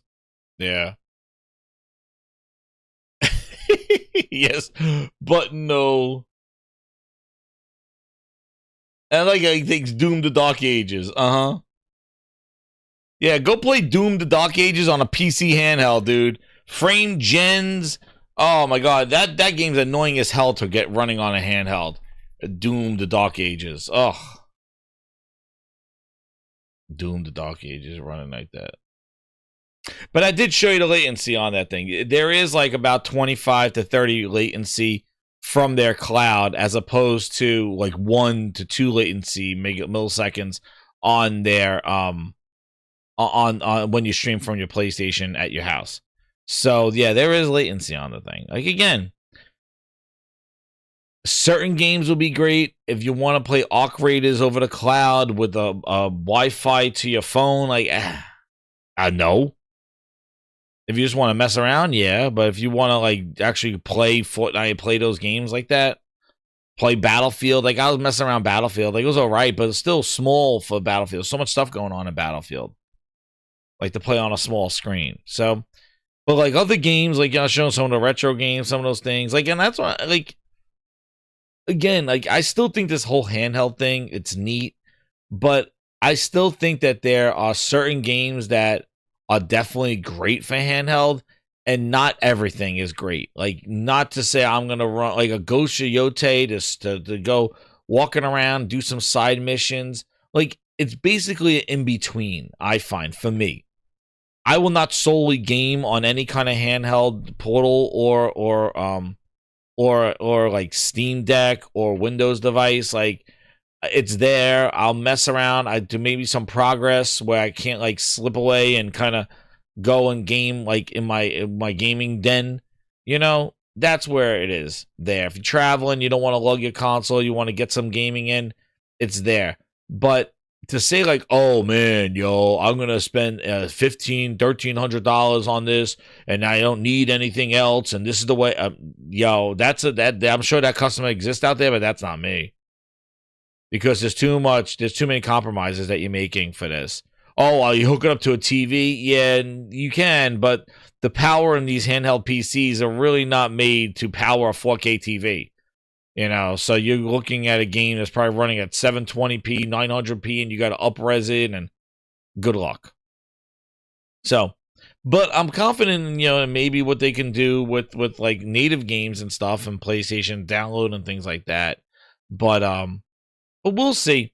You know, we'll see where it goes from it. But again, it's a free update that came out, and yeah. So really cool. And then we'll see. Yeah, I saw this news too while I was away. I saw this one.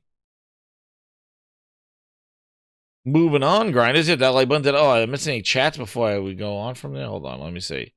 I got Ron in with the VIPs. There we go. But yeah, tell me what you think in the comments and chat. Like, what do you think of the update? Hey, I think it's pretty cool. I definitely think it opens up. It brings your library together. So definitely the games you own, and it's a whole bunch of games. So it's not just games that you got to wait to go into the PlayStation Plus. Like, you don't have to wait for those. But what's nice about it is that it has the games you own, like Yote and stuff like that. So those games don't need to go into the PlayStation Plus service in order for you to play them remotely, which is cool. So like Arc Raiders, Ghost of Yote, you could immediately play them, and they're accessible now via cloud if your PlayStation Portal connection is not working, or you don't want to go that way and you just want to do the cloud. Because I think when you're out and about, my final point is that the final thing I'll say is when you're out and about, I find that the cloud version is a lot more, there's less, you don't have to do the back and forth where you're trying to turn on your PlayStation remotely and it booting up, and if it needs an update, you're kind of screwed. But when you're on the go, the cloud, similar to like a phone, is a little bit more reliable. It's not the best way because it introduces more latency, but it is a little bit more reliable because all you need to do is connect to one of their servers and Wi-Fi. So, not bad on that one. So I do think it definitely makes it more of an on-the-go device, whereas the other one, you're really talking about handoffs and trying to turn on PlayStations remotely, and if it's booting up, if it lost power, you're kind of done. So it does open up more variety and functionality there. I see Brian Dable found a new job of working at Halo Studios now. They fired him today as a Giants coach, and now he's over here working at 343. Or Halo Studios, as they called them. Brian Dable got a new job. There he is. So, 10 years of Halo.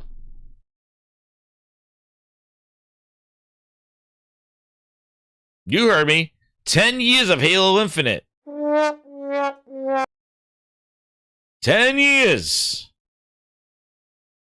I waited for Halo, and all you gave me was bootleg Joe. Oh, now we sit and wait for content. Hands up. So they announced that officially on November 18th. Sounds familiar date right there. That they announced Operation Infinite is the last update for Halo Infinite. There will be small little playlist update rotations, but they are going to add a couple of things to it, and that is the last operational update as they focus on multiple Halo titles. Dude, what a disaster. What a mess. It is a disgrace that they treated Halo like this. Halo Infinite has to be the biggest trash ass experiment and showed how Microsoft and Xbox lost their way with making games. It has to be.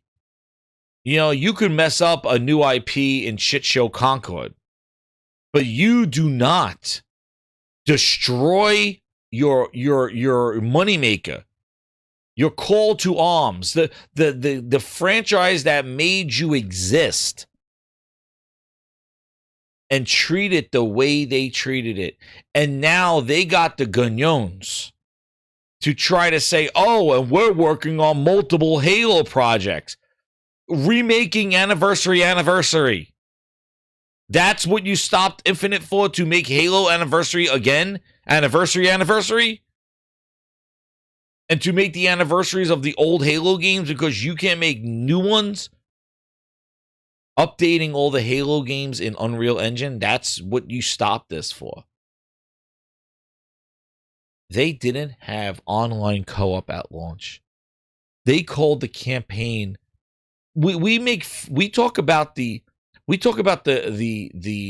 problems of the free-to-play multiplayer and the ability to not have seasonality and seasons and maintain content like a Fortnite and do this, and it was free to play everywhere.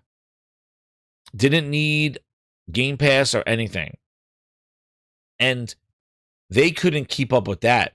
But what people don't really focus on is the disaster, if that's a disaster, of how they couldn't get seasons together and they couldn't get the content out there. And then they were doing episodes of CGI episodes. Remember, each season had a story, and then they stopped that 2 years ago. They said, yeah, we're done with those stories. Now we're just going to move to operations, and we're going to call them CUs, Content Update 2, Content Update 3. We're not going to call them anything special. Like, they're not going to be these episodes of a story that they're telling.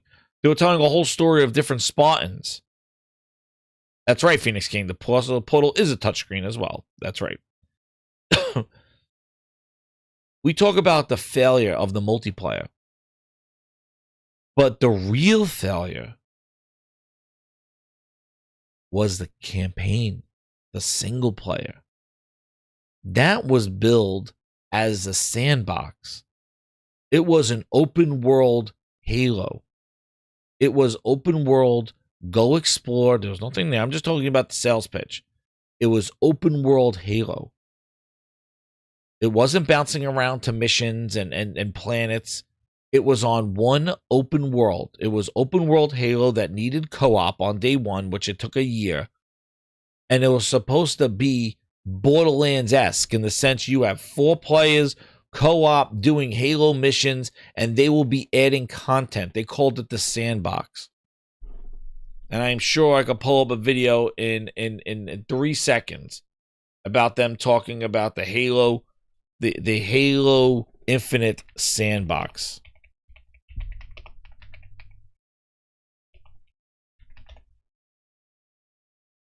I am sure. And let's see. I'm sure I'm going to find out something juicy right now. I'm going to hit that like button, grinders. I'm going to find something juicy right now. Juicy, juicy, juicy, juicy, dirty flames, juicy, dirty, juicy, dirty, juicy, on that bitch, Xbox, juicy. Our first ever Ask 343 segment. Today I'm joined by Quinn Del Hoyo from the Sandbox team. There he is. He left on day one. Questions about our latest Halo Infinite blog. Quinn, how's it going? Hey, John, it's great to be here, man. I'm excited to sit down with you and have a good chat and talk about all the Sandbox goodness that we revealed in that blog. All right, well, let's not delay any further. Let's just jump straight into some of these questions. We were getting them on Twitter. This first one is going to be Will weapon tuning for multiplayer affect weapon tuning for campaign? That's a fun one. Good to start off on that one. So we on the Sandbox team, we're working to get tools in place, and it's to allow us to be able to make more changes and tweaks to the system that doesn't necessarily affect the other side of the experience. So an example here, like campaign, if we're going to touch and tune a weapon, for example, we are in the process now to trying to make that very much possible where we don't adversely affect the other side of the game. They were tuning weapons for campaign. Let's continue, Grinders. So an example could be if we're going to touch the sidekick and make it really powerful for multiplayer, for example, because something happened and we need to do that, and there's the meta is changing that way. We're gonna make sure that doesn't necessarily adversely affect the campaign, and now we're shredding through brutes and grunts and all that. So the goal is that no, we want to make it, if need be, where we could tune one side of the game and not affect the other side. But we are doing everything we can to try to keep everything cohesive in feel of how a weapon shoots, how it fires. This is tweaking weapons in campaign mode because they wanted the sandbox. That was the part that was in Game Pass. That was the moneymaker. The free-to-play one. And look, it's this guy. That's the same guy that's sitting on the couch over here. Isn't that the same? Yeah, that's him. There he is. Oh, yeah, that's him. Still there. This guy left on day one, the sandbox guy. Awesome. Thank you for diving into that a little bit. Community manager. Another awesome question, kind of talking about how you can use things and how it'll affect gameplay. This one is, will I be able to use a grappling hook to hijack a flying banshee? Yeah, in short, yes. There's some skill involved if you're good enough, if you position yourself correctly and the banshee is close. Very cool. So both, yeah, we've got the tuning as well as a bunch of new stuff coming down. That's awesome. Oh, wait, what was the new stuff? Keep weapons, the feel. Oh, yeah, here it is. This is the famous Grindhouse. Hit the like button, Grinders. This question, I remember this one when we covered this one. The shotgun. I've seen campaign. Sometimes intentional, sometimes not intentional, but it is a lot of fun when you do it on purpose. I'm going to jump on over to the next question. I'm confused about the line, weapons on day one will assuredly be different after multiple updates and patches. Doesn't this mean the weapons included in the base game in the 1.0 version will be altered, or simply that new weapons will be added? And they're referencing a quote from our Halo Infinite blog. So in short, the answer is yes to both. We are going to have weapons that are altered, the weapons that launched with the game originally. Those will be altered over time, and then we're definitely going to be introducing new weapons. Brand new weapons, never before seen weapons, classic weapons, never seen, legacy weapons, all those kind of things we'll be looking at and discussing and figuring out what the game needs at that time.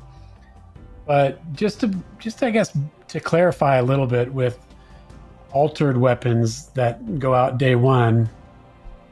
When we say alter, we're primarily going to be looking at things that are meta shifting and tuning knobs, but we're going to do everything we can. And I guess previous to the last answer and the other question is, we're going to keep weapons, the feel of the weapons the same, and the roles of the weapons. We're not going to take a weapon and change its role all up. Was there anything there? We're not going to change the feel of the weapon. The BR-75. He's talking about campaign. Play like the BR-75. It's going to have that. These were their plans for the campaign. To treat the campaign like another multiplayer, but that's your co-op kind of battle, Borderlands-esque experience. That's what he's talking about, the campaign. This is not the seasonality horse shit they couldn't do in the free-to-play. He's the campaign guy. They called it a sandbox because that was their plan. They were going to milk the shit out of the campaign, adding missions, adding the tweaking weapons, adding weapons over time, day one guns in a campaign. You imagine playing a game and these are your day one guns? You got to wait in campaign for more guns? We'll be looking at things, for example, the damage output, for example, or perhaps maybe the accuracy. There'd be some things that it will change over time. Or maybe max ammo carried in it, or maybe the ammo. So obviously, we know that bullets are sort of the standard damage type. Let's see what and other stuff plasma they is had them. Infinite. Very cool. Yeah, Here's I know another question. what those surprises are, and I'm looking forward to show them off too.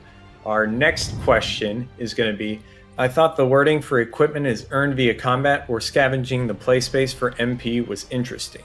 Do you simply mean fighting someone in combat for an equipment pickup, or does this mean we can potentially start with equipment at the start of a game and charge up its use by earning kills?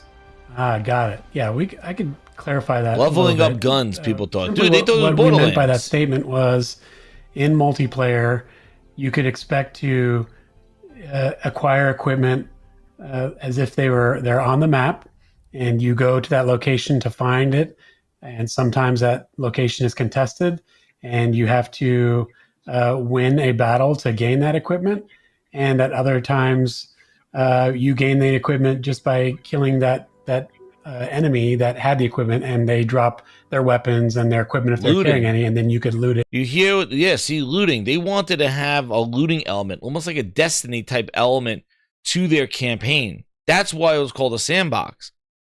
This is what people don't really focus on with Halo. They just talk about the trash-ass multiplayer and them lacking of elbow pads and arm pads and shoulder pads.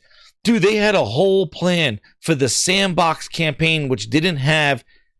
They wanted the campaign to be like a they wanted the single player. That's why the single player was in Game Pass, because that's where they wanted to create the addiction of the online kind of Destiny, Borderlands, looting. It didn't even have freaking co-op at launch. That's what killed it all. This dude left. He talking about day one guns. Dude left on day one. And take it for yourself. That's what we meant by earned via combat, not with any kind of meters or disaster. Building up anything like that. It's just people don't talk about what they did. Equipment will be on the map in multiplayer, and you have to go and scavenge the battlefield and to acquire equipment. All right. Thank you for clarifying that point there, Quinn.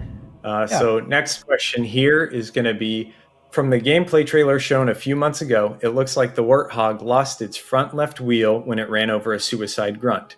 Is this a new feature for vehicles in the sandbox? Oh my god, very it's a trash-ass explosion. Viewing. Yeah, the front left wheel was damaged by that grunt that had the plasma grenades out. That is something that we have a new feature that we're not totally getting into, but just to tease a little bit, because it's exciting and it's really cool. Is that we are putting more effort into a fully fledged damage response system to our vehicles. Oh my god.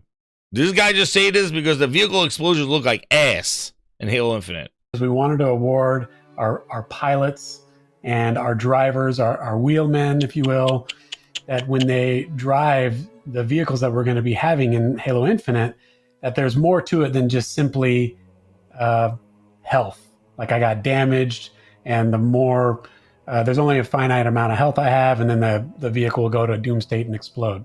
It's like that, right? Making sure in the blog post. But I was wondering what's currently planned for grenades. What are the goals for this part of Halo Infinite Sandbox?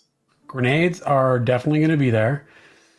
We showed some grenades prominently in the campaign reveal, and we want to make sure we do it right, and that the fans will recognize it as the map. People got pissed at this one. Thanks for that answer. I know the classic shotgun is definitely a fan favorite weapon. So revealed all of the weapons in the sandbox yet, and that powerful shotgun roll is we've already got a weapon that is new, never before seen or talked about, that is filling that role, and we'll talk about that and share it in the coming months as we get into that more. But just to clarify and to reemphasize what I said earlier in a previous question, is that we're always going to be looking at new, not just brand new weapons to bring in, but where do the legacy and classic weapons, where's it, when, where, and how do those get to come into the title? Because Never came in. That, to me, this is something that we're really excited about, is that this is not just a Halo game that we're going to get out and then be done with and move on to the next Halo title, but we're always going to be looking at how do we keep updating this game. That's exactly where new and legacy returning weapons can fit in as well. Man. Thanks for that answer. I know the classic shotgun is definitely Grinders, a I knew I fan-favorite found weapon. something. So we were anticipating quite a few questions guy. around the Bulldog there. And this next question too.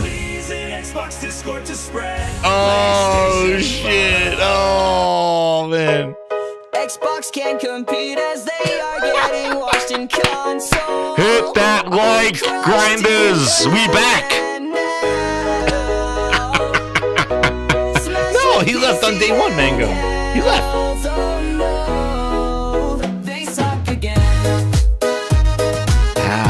How do people like? This is why you come to the Grindhouse, because I actually did this video reaction when it came out 4 years ago. You go back to the Grindhouse. I think I had 300 people, subscribers. You watch it. I watched this thing. And I was like, what are they talking about? When to bring back the guns? You bring them on day one. When do we, like, when he triggered the shit out of me when he's like, we don't know where or when we're going to bring back the guns. I'm like, no, you put them there day one. That more. But just to clarify and to reemphasize what where and when, like, it should be there on day one. It's been 6 years. What do you mean I got to wait to find out when you're going to put the classic shotgun in the game? We're always going to be looking at new, not just brand new weapons to bring in, but where do the legacy and classic weapons, where's it, when, where, and how do those get to come into the title? Because they should be there already. 6 years. That, to me, this is something that we're really excited about, is that this is not just a Halo game that we're going to get out and then be done with and move on to the next Halo title, but we're always going to be looking at how do we keep updating this game. And that's exactly where. Oh my God. What else did he say? Oh, the Magnum. We love the Magnum. It's special in our hearts. That wasn't there either. And when and if and how we bring it back, we want to make sure we do it right, and that the fans will recognize it as the Magnum, and we're not tweaking it or changing it from what it used to be. All right. See, if you're gonna get Grinders, if you want to know what the mentality was back then, people were complaining that the Magnum, the classic shotgun, the classic hand pistol were not listed as weapons in the game, and they were using, well, they may be there, we got some new weapons, and people wanted the classic weapons in the campaign. This is not even a multiplayer. They wanted it in the campaign. And they glazed the shit out of them, going, well, we're going to bring them back. And go, yeah, you want to know what they were going to bring them back as? As fucking DLC per pay packs, I am sure. Where to bring them back. You want to know why they weren't there? Because they were trying to figure a way how to monetize that shit. How? What do you mean how? They're legacy weapons. He should have them in his arsenal already. We should get new weapons later. Oh, the legacy. Yeah, you want to know when? Oh, yeah, probably in the July update. Classic Magnum is here for $5. Oh, yeah, $2 for the shotgun. That's the reason why. They wanted to monetize the shit out of this game. That's why they created this open-ended sandbox. That's what it was. And it never happened because guess what? The thing that needed it, the lifeblood, the co-op, was not there on day one. That co-op, the whole, imagine Destiny launching without online, without multiplayer. Imagine Borderlands 6 launching without co-op. Oh, we'll add it later. Loot by yourself. Nobody wanted to loot by themselves. The campaign sucked ass because it was empty, because they needed to add stuff. There were rooms, I live streamed it, just empty hallways. I'm like, is there a fight that's supposed to happen here? You want to know why? It was a blank slate for them to add bullshit to. And then what they did is they tried to cover it up by adding Forge. And they were going to like, Forge is going to make you add your missions and stuff to the sandbox. That never happened. Instead, they used Forge to make the maps for multiplayer, which they quit on. This is the disaster of Halo Infinite. And now these fuckers are telling me they're going to be they're done with this game now. 10 years, my asshole. And now they're working on multiple Halo titles. Well, that sounds like a cash grab. That sounds like what they're doing is just upping the engine for all the classic Halo games. That's what it sounds like. And that sounds like they're going to charge $40 a pop. And they're going to be the recycling Halo studios. That's what they're going to call them. The recycling Halo studios.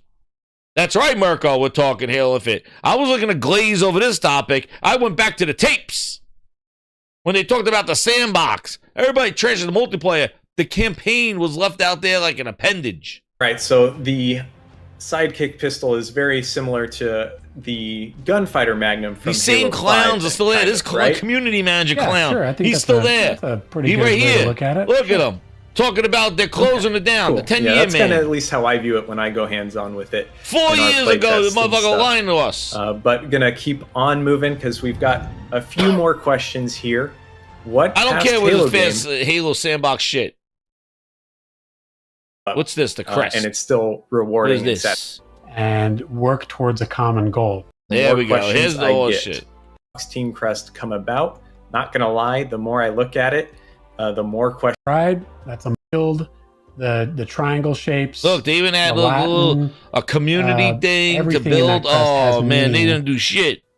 Gotcha. That's the Latin on the side there. They had a That whole last badge part. of like the sandbox yeah, team, more or less. dude. I mean, that's It'll go to shit box. It's pretty much translates to we can, we will, we must.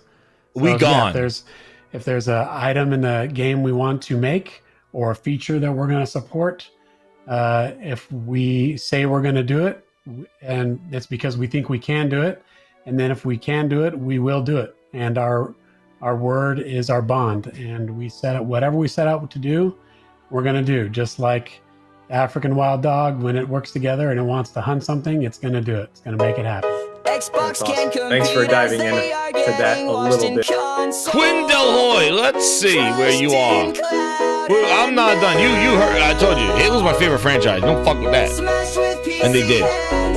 That's like the ultimate piss of my cereal. Ho-yo. Where did he go?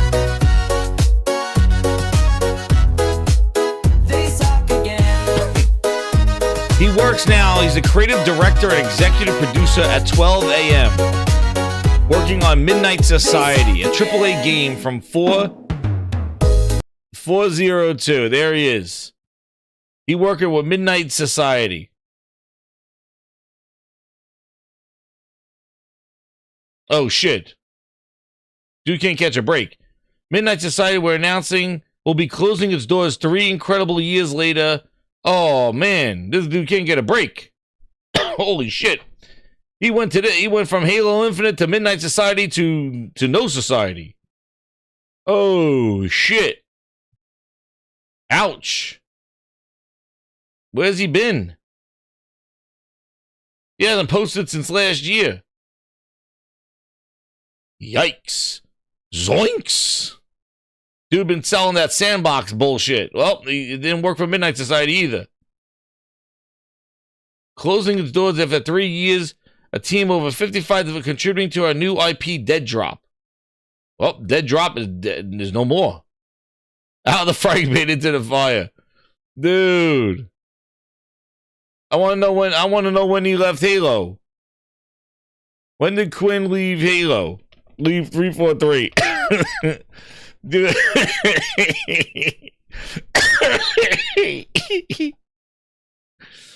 He came from Epic Games. Oh man, when did he leave? He resigned. When did he leave? Oh shit. Yo, the grind, you can't make this up. When did Halo Infinite release? Yo, when did Halo Infinite release? I told you. I tell you. This shit writes itself. Dude, this shit writes itself. Dude. I told you. That guy just did a whole video on day one on day one games, right? He did a whole thing on day one games, right? Dude, Halo Infinite released in December 8th, 2021. This dude glazing your asses about day one game, day one sandbox. December 8th, 2021. The guy talking about the sandbox, he left on December 13th, 2021. Oh, shit on me. Oh, shit. Yo. Oh, I told you. Day one guns my ass. Oh, man, that guy glazed the shit out of us. Pass is fucking raw shit! Raw! Raw chicken! It's raw! Fucking raw! Raw, Carol! Fucking raw! Raw! Fuck off! And by the way, dude, he's giving it a good 5 days. He's like, yo, day one, 5 days. We're gonna try it. Oh, shit. Day one, my ass. Oh, when and how we're gonna bring back the shotgun to fucking out of there. 5 days. He gave it a good 5 days. He's like, yeah, fuck this. He gave it a good 5 days. Wait, what did he say? Wait, what was that thing? One of the most successful predators in the animal kingdom. It's ugly as sin, but that's, we love it. So anyways, everything in there, from the shield, the triangle shapes, the Latin. Talking about his crest. Everything in that crest has meaning.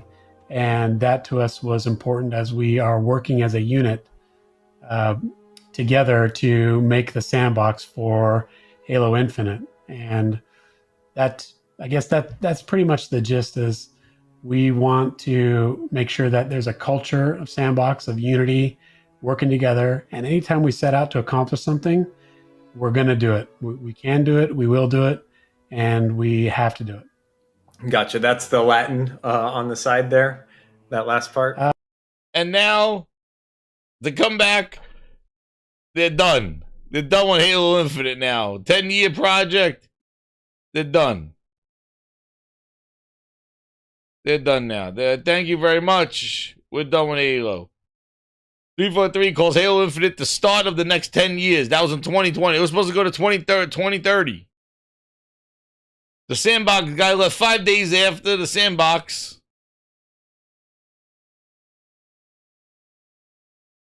Dude, he just said goodbye to everybody 5 days.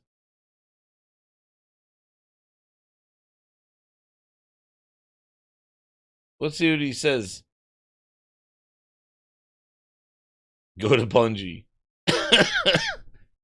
That's why no, they said no co-op.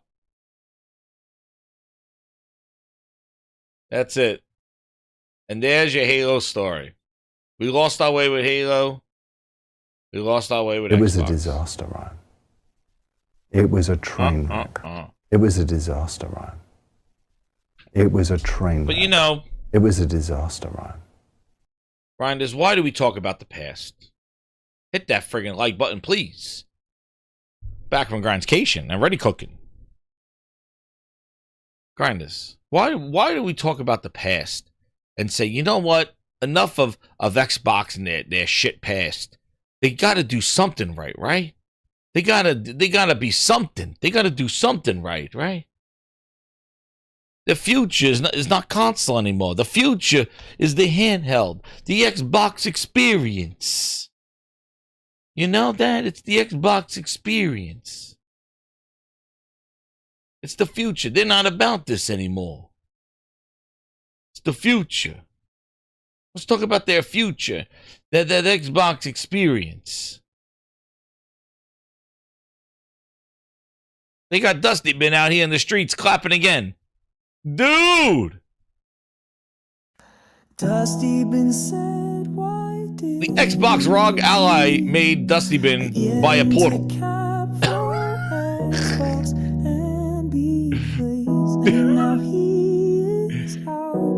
Yo. Time to make the cookies.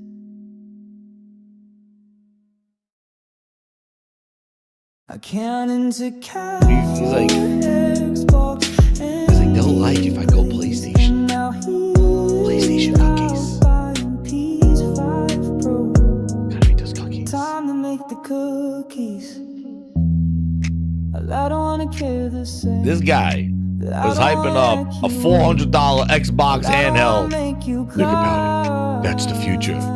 Who would have thought this guy be poking up a PlayStation portal? I don't wanna be a player. With a PlayStation portal. Dude spent more money on PlayStation this year than Xbox. Oh shit.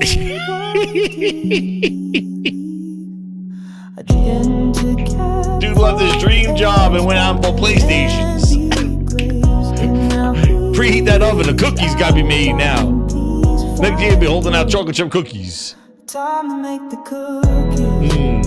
Another one.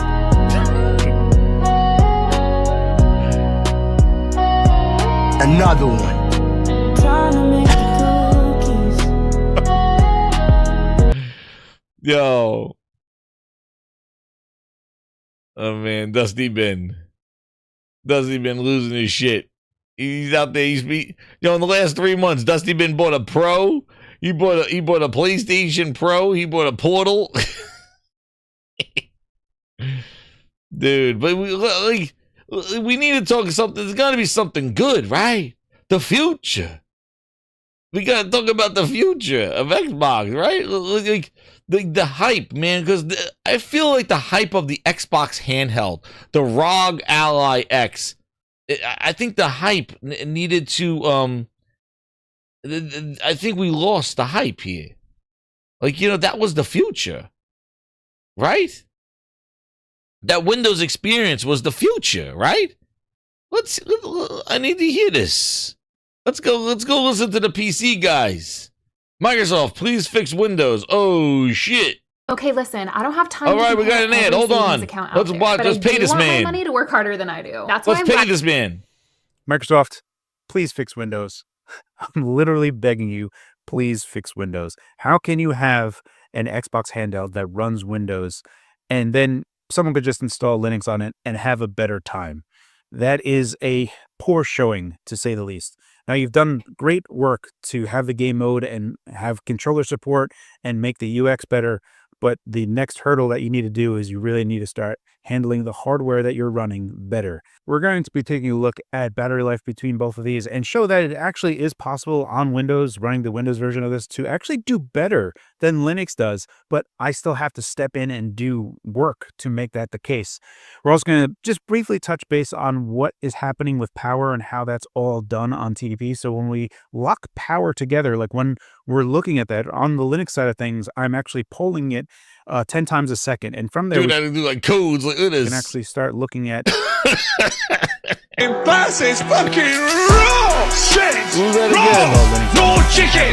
It's raw. Fucking raw. They look raw. Raw, Carol. Fucking raw. Raw. Fuck off. And by the way, it's raw. Dude, it's raw, dude.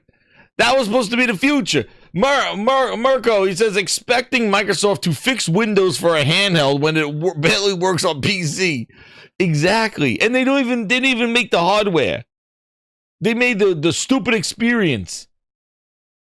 It has been a long desktop OS for working and gaming, but Windows as of late has disrespected the importance of performance, and Microsoft doesn't take it seriously. See, the other problem too is now Windows now is becoming an ad. It's becoming an AI stupid ass friggin' collect your data, advertising, sign up for Game Pass bullshit. It's becoming bloated with ads and hidden processes to funnel AI shit. And it's taking away, and now they want to try to make gaming on it. Dude, they're taking so much power and wasted time for Satya that this is not even the time to fix Windows. And they're going to do all half steps. And you put Linux on it and it works better.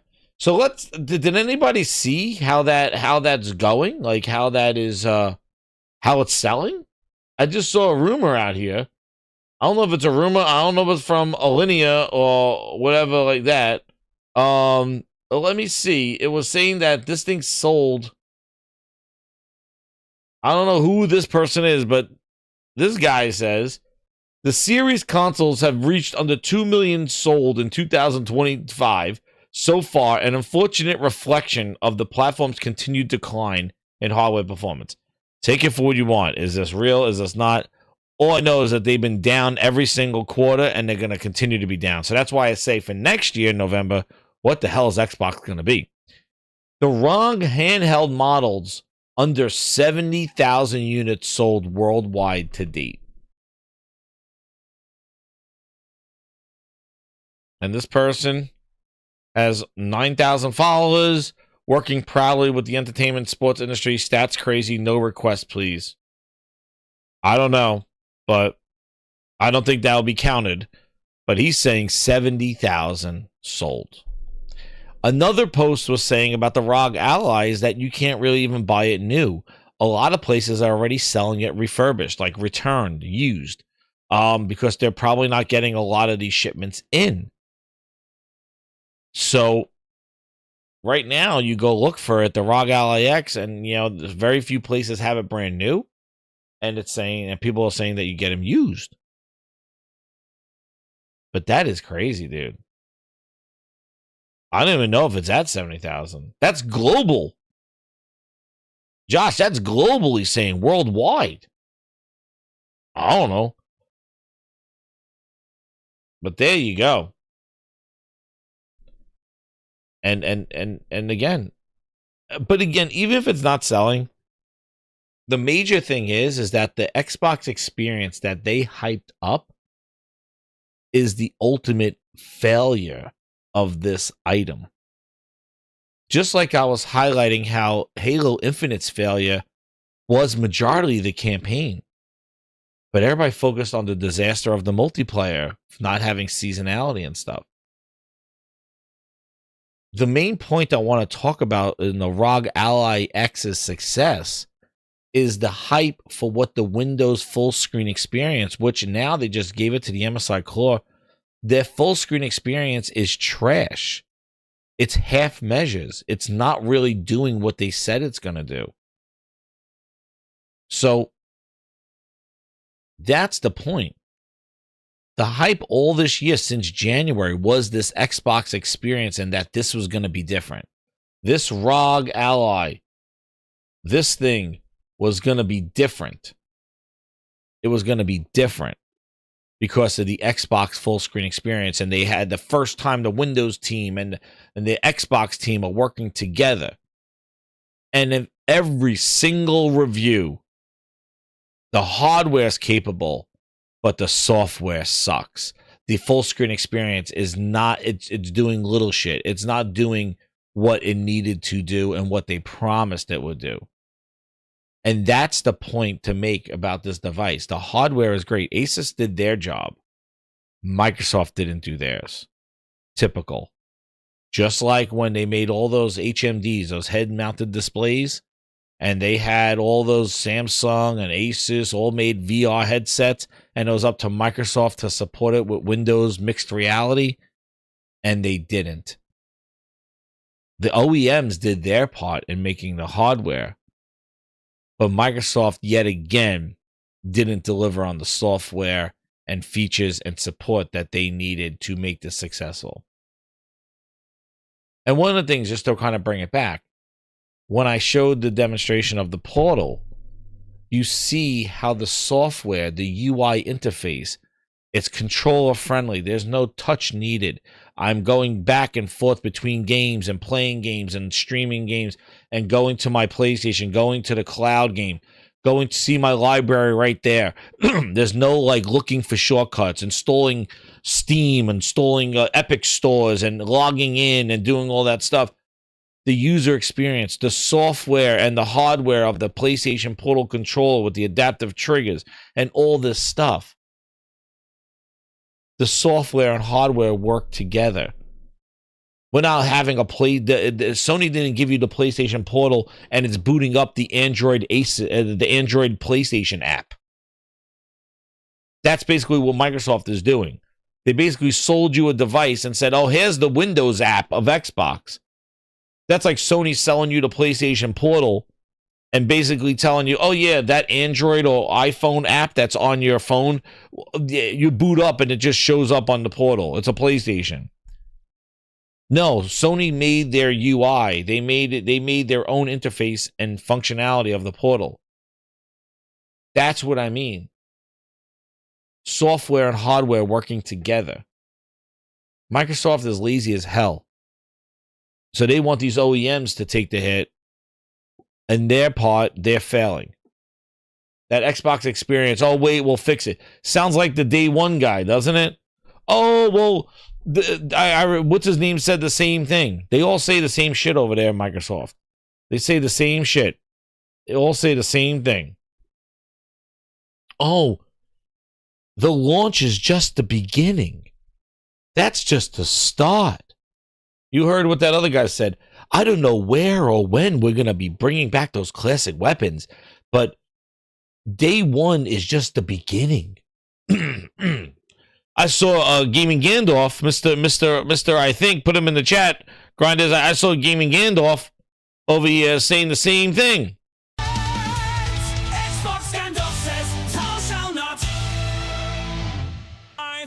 Didn't he say the same thing?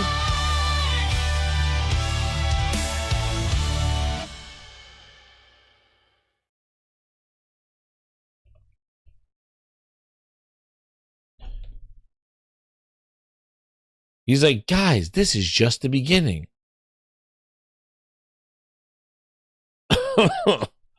He said the same thing. Dave, we're going to learn and listen to the feedback. What's his name? Eric Rowland?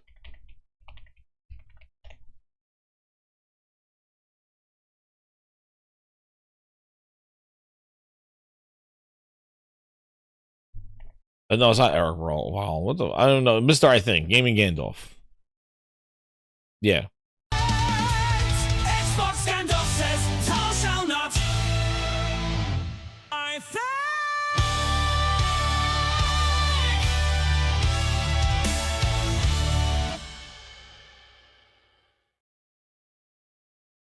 What he said, it's just the beginning. It's just the beginning. Jason Rowland. I keep Eric Rowland. That's the wrestler. Where is it? Jason Rowland, yeah. What did he say?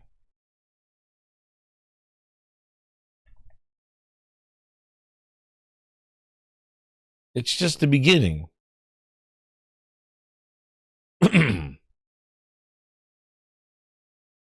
There he goes. Yep. Sounds like day one, right? Grinders. There he is. While launch is always exciting, today is only the beginning of the journey. We will continue to listen to the feedback from the community. Many updates still to come. Like zoinks. Another one. They do it all the time, dude. It's always the beginning. It's always we're going to learn. It's always we're going to listen to the feedback and give it. It's all the same thing. There it is. After a year of talking about it since January, it's only the beginning. Just like he said, day one guns. Oh, it's just the beginning. Dude left 5 days after Halo left. He says, yeah, it's over. There you go. And meanwhile, SteamOS is just blowing the shit out of the water. Pause. Just with the UI updates. The next demo I'm going to show you is the SteamOS on the Legion Go. Holy crap, on the Legion Go S. Absolutely insane. Compared to the jank. Dude, I booted up my MSI Claw with the full Xbox experience. 20 updates. Shit was updating all over the place. The app updated, Windows updated, Intel drivers are updated, the Wi-Fi driver, the Bluetooth driver. I just turned it on a week ago. I turned it on 1 week later. The MSI, I put it down. I was like, fuck, I'm not even going to play on it.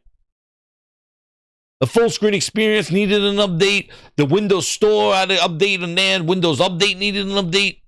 MSI Core, they needed an update for the joysticks. And if 6 updates showed up. Intel Wi-Fi, Intel driver update, Intel Bluetooth. Oh, and the Windows app doesn't launch because that needs an update. But then you got to go to the Windows Store and you got to update all the other processes they got going. Dude, I booted up the Steam OS. I got background downloads with the screen off. Overnight beta. Steam OS, beautiful. I got a friggin' God of War video playing when I boot up. I got a friggin' Demon Slayer video plays when I transition from desktop. I got my custom backgrounds. Beautiful. The Steam.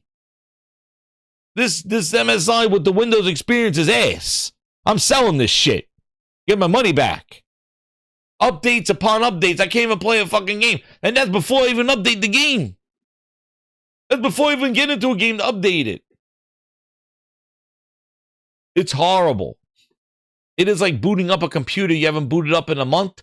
And it's like, oh shit, welcome to Update City. You can't use it yet.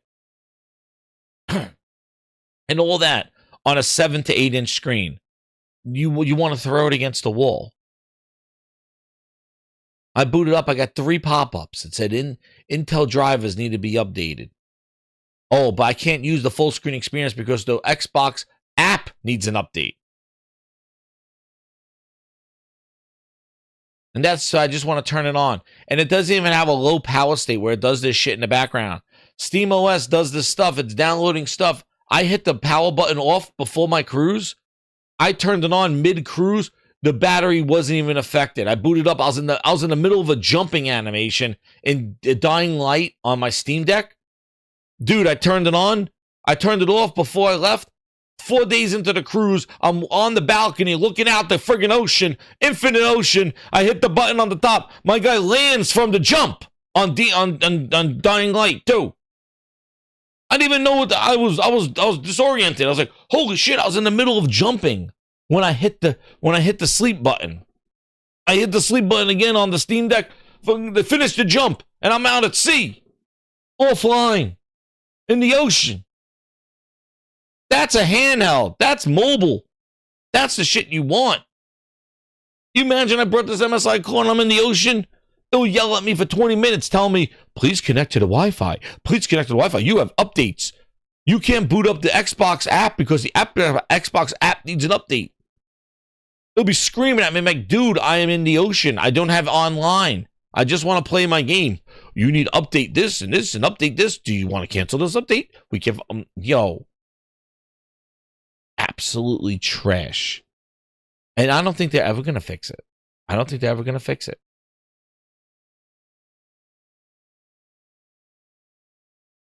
I don't know. I don't think they're ever going to fix this shit. Because the Windows is because it's just Windows. And you got these people trying to make Xbox applicable to it. But the Windows team's not going to jeopardize Windows for the sake of gaming. Software and hardware working together. And that brings us to the final topic in this grand old gaming grindhouse. We're back in business. Hit that like button. The sun is my ass update. Again, I'm in the middle of the ocean. Update. This ad, I saw some of it while I was away. We're going to watch it live. But it came up as now they got a name for the people that they're leaving on Xbox. Oh, by the way, before we do that, here's a little interlude right here. Yeah, Colt Eastwood Fallout anniversary is today, everybody, and it crashed on him. There you go, Colt. Just loaded up the game in Diamond City. Look. What the crap? What is this? Freaking anniversary edition? Are you kidding me? What the shunk, bro? Yes, I would like to have a refund. What is this? The freaking Burj Khalifa? On their little Just loaded up the game. And their killer games in Diamond City. Look. Oh, yeah, it's the little Animal Crossing. Wait, what the crap? Fisher Price plastic toy. That's Fallout anniversary. Happy anniversary. Lucci says, check the DMs. What's going on here? What is this?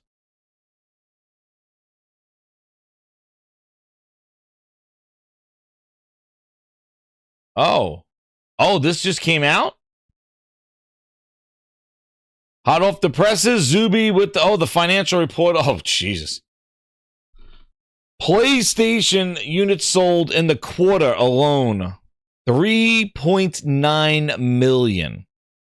PlayStation lifetime sales are 84.2 million. Jesus. Digital download ratio 72%, hence why the digital streaming. PSN monthly active users is 119 million. The PlayStation 5 is over 84 million. And we just said what next year is going to be with Wolverine and GTA a month or so apart. Yo, they're hitting over 100 million. Look at these software sales. Jesus. First party software sales, 6.3 million. Full game software sale units. There's no competition, man. There's no competition. Ghost of Yotai, Josh just said Ghost of Yotai sold 3.3 million. A mere 84 million. I know, right? Dude. But consoles are dying, though. Dude, consoles are dying. Meanwhile, the Switch 2 outsold the whole friggin' generation of Xbox. The Switch 2 just announced their things. They sold another friggin' 20-something, 30 million, 20 million, 15, whatever the hell they sold. I saw that announced, too. Yeah, consoles are dead, though. 84 million PlayStation 5s. Yeah. And the Switch 2 is selling like hotcakes. There's only one console that's dead. That's the one you can't buy in stores. And you want to know why it's dead? It's dead because Microsoft made it dead. That's the point. Because we'll go to that right now. Thank you for that. Breaking news. We'll dive into that a little bit more, but like you go right into, and that's the thing that people just don't realize. Yeah, the Switch 2 is aiming to sell 18 million units in a year. But consoles are dead, though. And there's a state of play tomorrow. And then here you go. Here's Bootleg Jez with his articles. We'll have to cover those later this week. The ROG Xbox Ally is essentially a beta test. Dude, this thing went from the Xbox handheld to a beta test. And then talking about the future. Where's Bootleg? Bootleg got something to say. I saw that clip. Hold on. Where's the Bootleg? I got to get into that one. Where's Bootleg? Bootleg said something. With his hopefulness. Oh, we'll watch that. There's the ad. Wait, where did Bootleg say? I had a Bootleg quote. Where's Bootleg's quote? Here it is. Listen to this. If I'm Sony, but I said previously on the show, it's like, if I'm Sony and I know Microsoft's next Xbox is going to be a PC with Steam, and I know for a fact that at least say... Josh says they went from the future, the handheld of the Xbox is the future of Xbox, and now it's a beta test. Exactly. Yet again, Microsoft overpromise and underdeliver, and these bootleg Xbox glazed sons of bitches still trying to promote, like, no, the next gen is going to be this. Like, hear this. Like, and this is my point. I want everybody to take this message. 150 people, hit that like button. We're back in the gaming grindhouse. Let me tell you something. Who is lining up for another Xbox? Whether it's a PC, whether it's an Xbox console, who is lining up for the brand Xbox to play games? Who? The people that have Xbox channels that need to cover something? Who? Shit hasn't even sold 30 million consoles. PlayStation's at 85. You think it's at 80, almost 80, over 84 million because Xbox is selling? Dude, they're all leaving. Same thing with the Switch. These things are selling crazy. Who the hell is lining up for an Xbox? No, I don't know what level of glaze you need to say, I'm going to go line up for a new Xbox. How does this excite you when you can't even buy the current Xbox now and all the promises they made with this console, they couldn't even take advantage of it, that they disowned it. And that's the point to say to Xbox fans, if you're listening. It's not you. Microsoft and Xbox destroyed themselves. They made this happen. They were plenty capable of giving you what you wanted. They could have made those deals like the Ninja Gaidens. They could have made those deals without paying $80 billion and dragging people to court. They could have done all this for you. But they didn't. And the question you need to ask as an Xbox fan is, why didn't they? What are they looking for? And the problem is they're looking for that golden goose egg that never existed. They're looking for the leprechaun. They're looking for the Santa Claus. They're looking for the Easter Bunny. They're looking for this group of gamers that they think are out there that are just gonna become Xbox fans and buy all their shit, but nobody cares about them. Nobody cares. So when these people talk like Bootleg Jez, he just writes about Xbox. If Xbox goes away, he don't have a fucking job. So think about these people's individual needs. Dusty Bin. I left my dream job and he had Phil Spencer on. He was going to be Xbox. He'd been buying PlayStations because he has to stay relevant. And you want to know why? It's because everything that they talked about, they never believed in. Because they were lying to you. And I don't know who will sit here and listen to this son of a bitch talk more about the future of Xbox. Listen to this guy. But I said previously on the show, it's like, if I'm Sony, Here it comes. I know Microsoft... And well, before I get one more thing, I saw the whole thing. Xbox has month of shit news that they inflicted on themselves. Price increases, sales that you can't buy. I know Rand has to stop making a podcast with them. I liked when he did the video. He's like, I don't need Jez. Get him off. Like Bootleg has to go into Bootleg. Rand just do a podcast by himself because Rand doesn't want this shit. Rand's a real Xbox fan. He don't want this shit, and you know he don't want it. But Bootleg is out there trying to do his bootleg shit. But the thing is that when you look at what they're trying to do, the Xbox experience failed.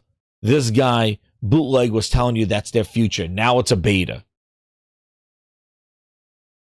Everything they're doing is failing because they took their eye off of the gamer.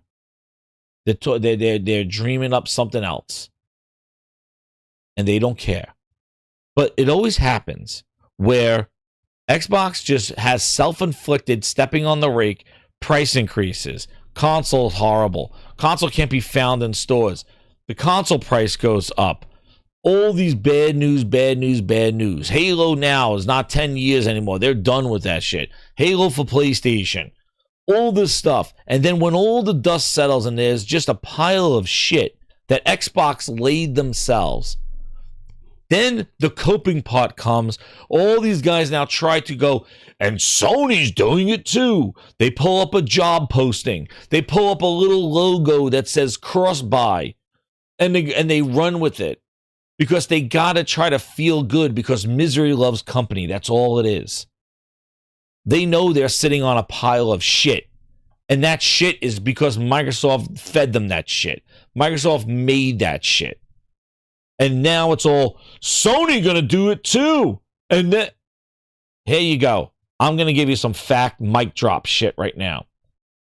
If Sony did everything that Xbox is doing right now, Xbox still is irrelevant. And even more so. Because the games do the talking. And the games that people want to talk about, the games that people want to play, are on two devices, a PlayStation and a Switch for consoles. And they're on PC. And they're not Xbox games. Hence why a decade of failures have been caused because the games they made, nobody cares about. Nobody gave a shit about Crackdown. Nobody gave a shit about Recore. Nobody cared with Halo Infinite, day one guns. I'm done after 5 days. They're not doing anything that's relevant. They bought Call of Duty and it's been crickets. Call of Duty just doing Call of Duty and now with more competition. Sony could stop everything and do it now, but they won't. Because Sony still wants them to sell 85 million goddamn consoles. Switch wants to sell. And they will dabble in other things. And everybody's like, Sony copying Xbox. You want to know what? I can tell you the one thing they're not copying them on. Console sales, bitch! Like, yeah, then they're not copying on. All right? Oh, they'll put their games on PC day one. Bitch, they put Helldivers 2 on console, on Xbox. And they're at 84 consoles. Did you see them slowing down? They put their games on PC day one. Did you see them slowing down? They put fucking God of War and fucking Spider-Man and fucking everybody, Last of Us's, on PC. Did you see them slowing down? So they must know what the fuck they're doing, because they have not slowed down and they've done all the fuck shit. And that's a fucking fact. And they're not hiding numbers. They show their numbers. So they're doing what Xbox is doing. It's just they're doing it better. Because they are focusing on the games and the experiences, not on the bullshit cloud. Fucking, I'm going to play on a phone. I'm going to jerk off with a fucking Meta Quest on Xbox Live. They're not doing the bullshit. So there is no win for you, Xbox. Because you failed the main thing that you built, and that's your games. You failed. Because when it comes to games, you suck. And if that Halo Infinite little thing showed you something, it showed you how they don't know what the hell they're doing. Fallout Anniversary glitched. Way to celebrate Bethesda, you bitch. You own them. I thought you were supposed to spend $7 billion to make them better. So, who's lining up for the next Xbox? Mr. World of Warcraft? Let's see. Next Xbox is going to be a PC with Steam. And I know for a fact the next Xbox is going to be a PC with Steam. Everybody, you ready to do some cartwheels? Everybody bricked up? Pause. Phil. I don't know. Like, everybody. Go back and look at the fuck does that mean? The Xbox is going to be a PC with Steam. What the fuck does that mean? Who's bricked up right now? Bootleg, you? Where that box is in the name of our brand. Who lining up? Go pre-order. Previously on the show, it's like, if I'm Sony and I know Microsoft's next Xbox is going to be a PC with Steam, and I know for a fact that at least, say, you know, there's going to be a few million of these Xboxes sold. Because, like, you're going to get the Xbox enthusiast crowd buy these very, very quickly. So say, like... You mean like the ROG Ally X? Okay, wait, can you hear these numbers? Like 20 million of the Xbox users upgrade these Xboxes sold. Wait. Because, like, you're going to get the Xbox enthusiast crowd buy these very, very quickly. So say, like, 20 million of the Xbox users upgrade over the first year, just say. Just saying. Wait, we're going to go back. Just saying. You're saying that at least the hardcore Xbox guys, 20 million, which I don't know where you're picking them from, in the first year. In the first year. Man, you earned that bootleg name. That's all I'm saying.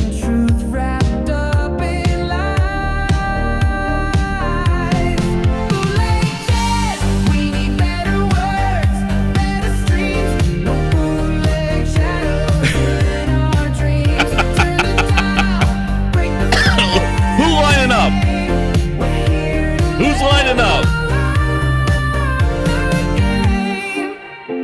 Who's lining up? 20 million in the first year. What are you smoking? Dude, they can't even get over 30 million in 5 years. 20 million. And you're telling me 20 million people are going to go buy a PC with Steam that they call an Xbox? That's the missing... Dude, that's the missing link. You know why? PCs are not selling because it needs to be called an Xbox, because the brand of Xbox is so valuable in quality and content. That's the missing piece. That will move 20 million PCs. If they just call it an Xbox, that will move them. 20 million in the first year. Because, like... But let's not focus on the first handheld PC, the ROG Ally X, that they called an Xbox, and how that sold. The first hardcore bought that for 20 million. You And what happens with this PC at Steam? And I think it's fucking hilarious that these Xbox guys are trying to say Steam is the answer for Xbox. Steam. The 30%. Steam is the answer for Xbox. Does that make sense? Like, if an Xbox had Steam on it, it would be great. Like, that's what Xbox has been missing for these 25 years. Steam. Huh? Steam? That's the missing piece. So Xbox, calling a PC an Xbox is the missing piece for PC sales. And Xbox needs Steam. That's the missing piece. For 25 years, fucking Phil spent... Then why did Phil spend $80 billion? When all he needed to do was just put Steam on Xbox. No, there's going to be a few million of these Xboxes sold. Because, like, you're going to get the Xbox enthusiast crowd buy these very, very quickly. So say, like, 20 million of the Xbox users upgrade over the first year, just say. That's 20 million Xbox users that will potentially turn into Steam customers on the basis of buying PlayStation games that they haven't had access to before. If I'm Sony... Did you hear this personal logic, dude? How do these people work? I don't understand. Who pays these clowns? Who pays these clowns?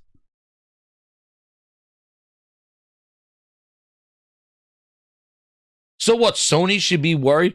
He's saying that there's going to be 20 million Xbox enthusiasts in the first year buying a PC because Microsoft called it an Xbox, because now they'll have access to PlayStation games from Steam.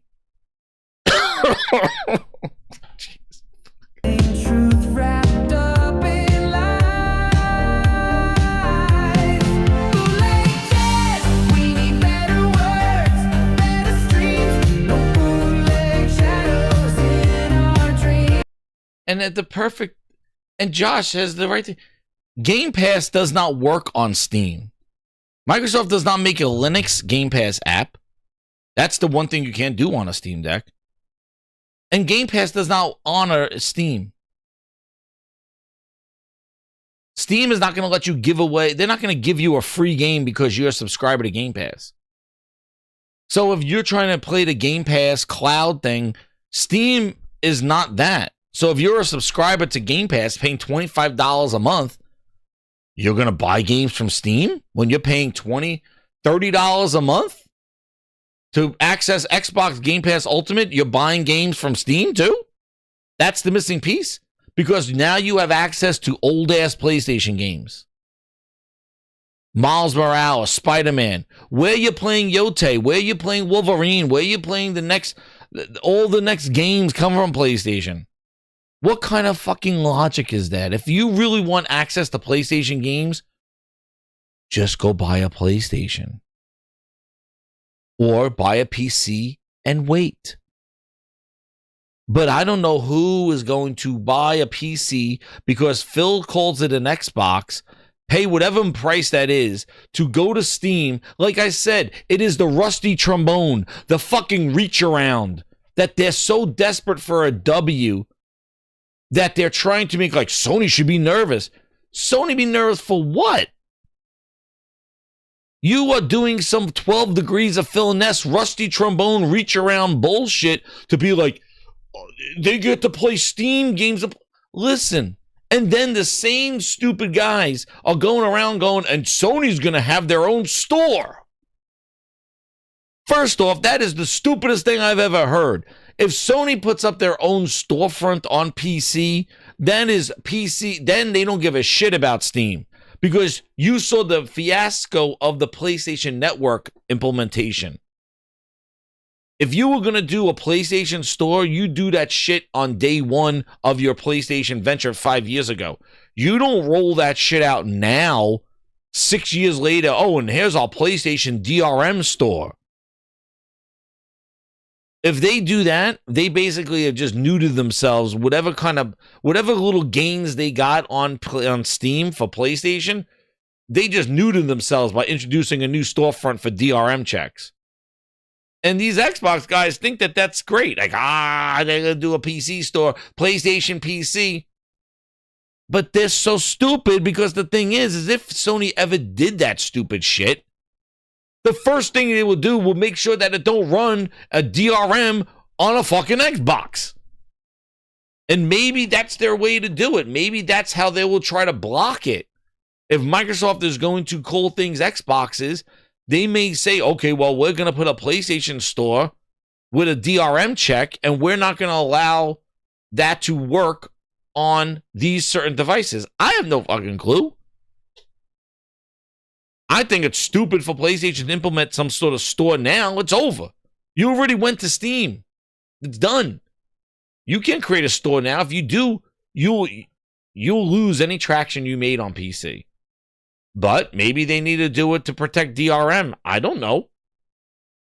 But if they do, probably the first thing they're going to do is like, oh, that's an Xbox console. That's an next gen Xbox. Yeah, our app is going to not make it function on that thing.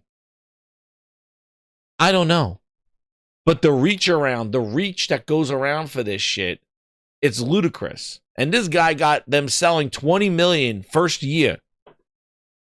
Are you going to count the students that buy a laptop for college to do their papers? You're going to call them part of the 20 million Xbox sales? Because it's going to get real messy and real dirty out there. Like, what is an Xbox sale? What's a PC sale? Are you going to buy that gaming PC and use it for graphic designing, or are you going to play games on it? It's called an Xbox, yeah, but I'm not buying it to play Xbox games. I'm buying it for graphic design. Oh, is that an Xbox? It's going to be real convoluted to know what the hell's going on. Because now it's not just a gaming machine. It's not like you buy a PlayStation to play games.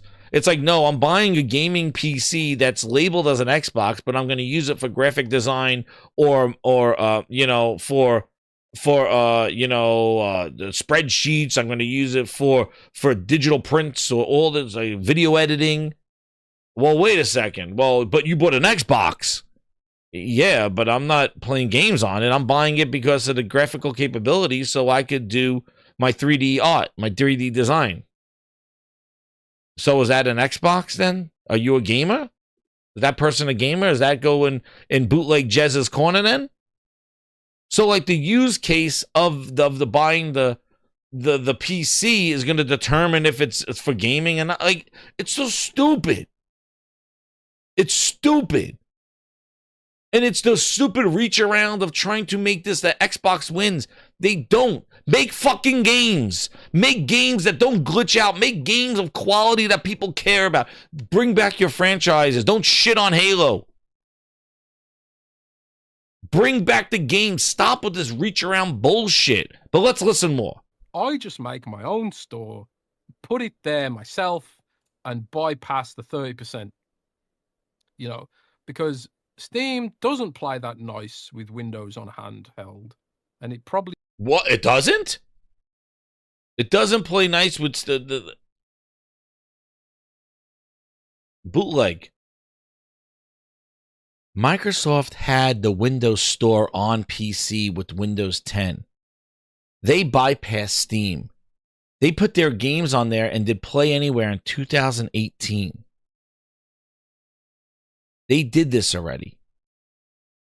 And what happened? Nobody went there. You want to know what happened to the Windows Store on Windows PC?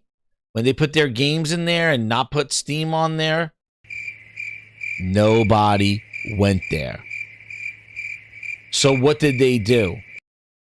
About 2 years later, when they realized that nobody gave a shit about the Windows Store, nobody cared that Quantum Break was in there, nobody cared about Crackdown, nobody cared about Recore Remastered, nobody cared.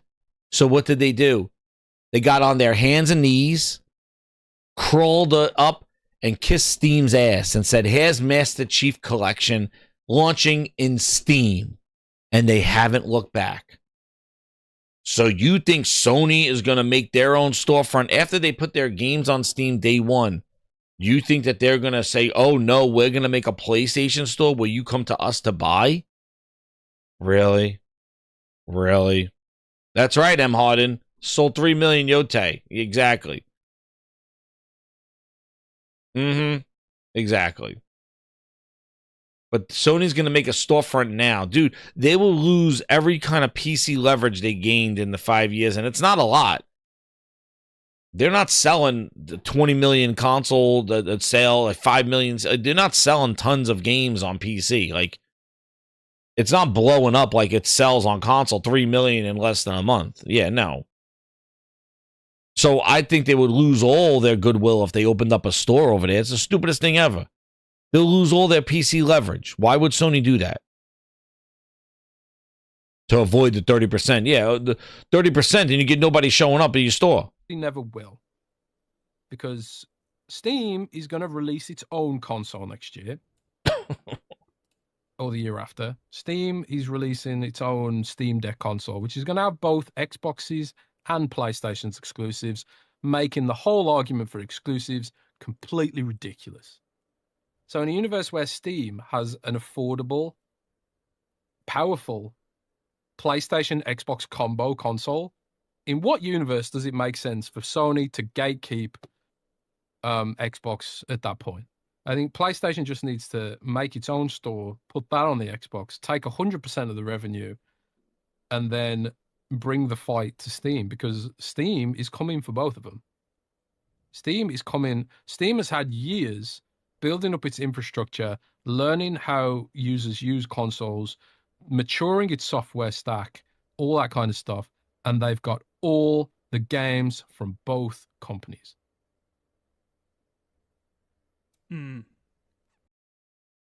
You believe this? I gotta get to my sound clips.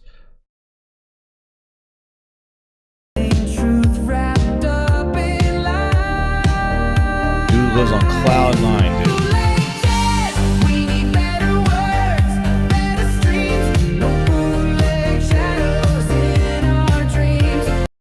Steam has all their games. First off,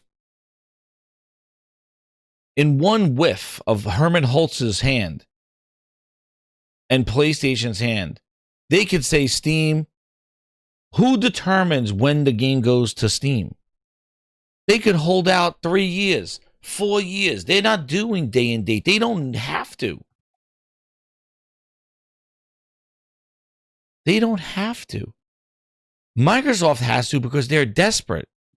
Because nobody buys them. You just saw what Ghost of Yotai just did. Sony, it's not on Steam. They don't need Steam. They don't need Steam. But when they milks the shit out of it and they sell it all on PlayStation, then they will put it on Steam for some extra. And Steam will get it then. He's acting like Steam is taking their games. Dude, they're putting their games there. And Sony decides when their game goes there. So Steam can't dominate because they need PlayStation games there. Like, PlayStation's feeding them the content and they could take it away as quickly as possible. Xbox needs Steam because they don't have anywhere else to sell their shit. So Xbox they got, yeah, because Microsoft sucks. And they need Steam because nobody's buying it from their console. But then again, how do they promote Game Pass? How do they grow Game Pass or contain subscribers when Steam doesn't support Game Pass? So I don't understand this logic about how a Steam OS system is going to just remove the need and competition of a PlayStation. And he acts like Steam has this incredible this incredible console experience and PlayStation doesn't know how to do consoles. PlayStation has exclusives. Just tell me in your Steam deck right now, go play Ghost of Yotai. Go play Death Stranding 2. What's your answer? It's coming. Well, it's not fucking there now. Isn't that what matters?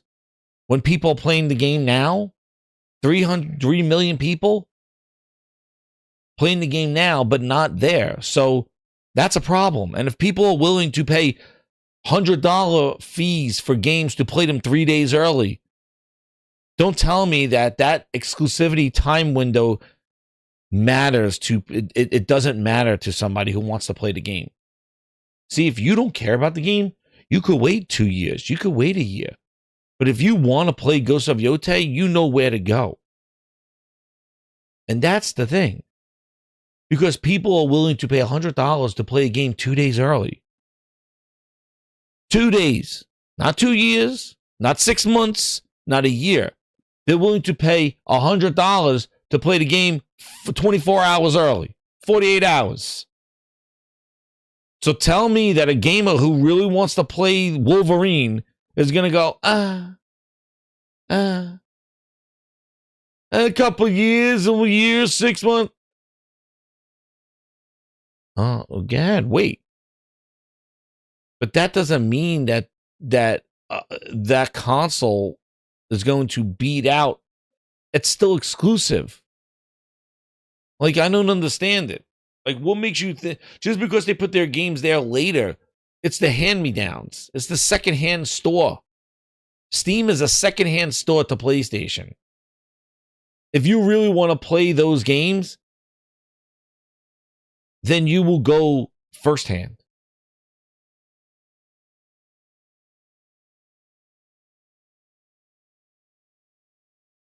I'm just telling you.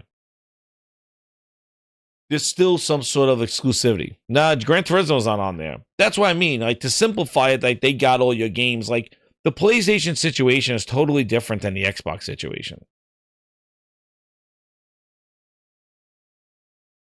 And yeah, you could wait. But how long? That's the thing. Like, how long?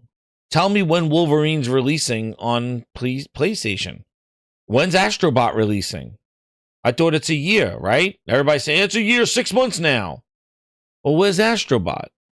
Where's GT? Where are they? It's coming. Oh, okay.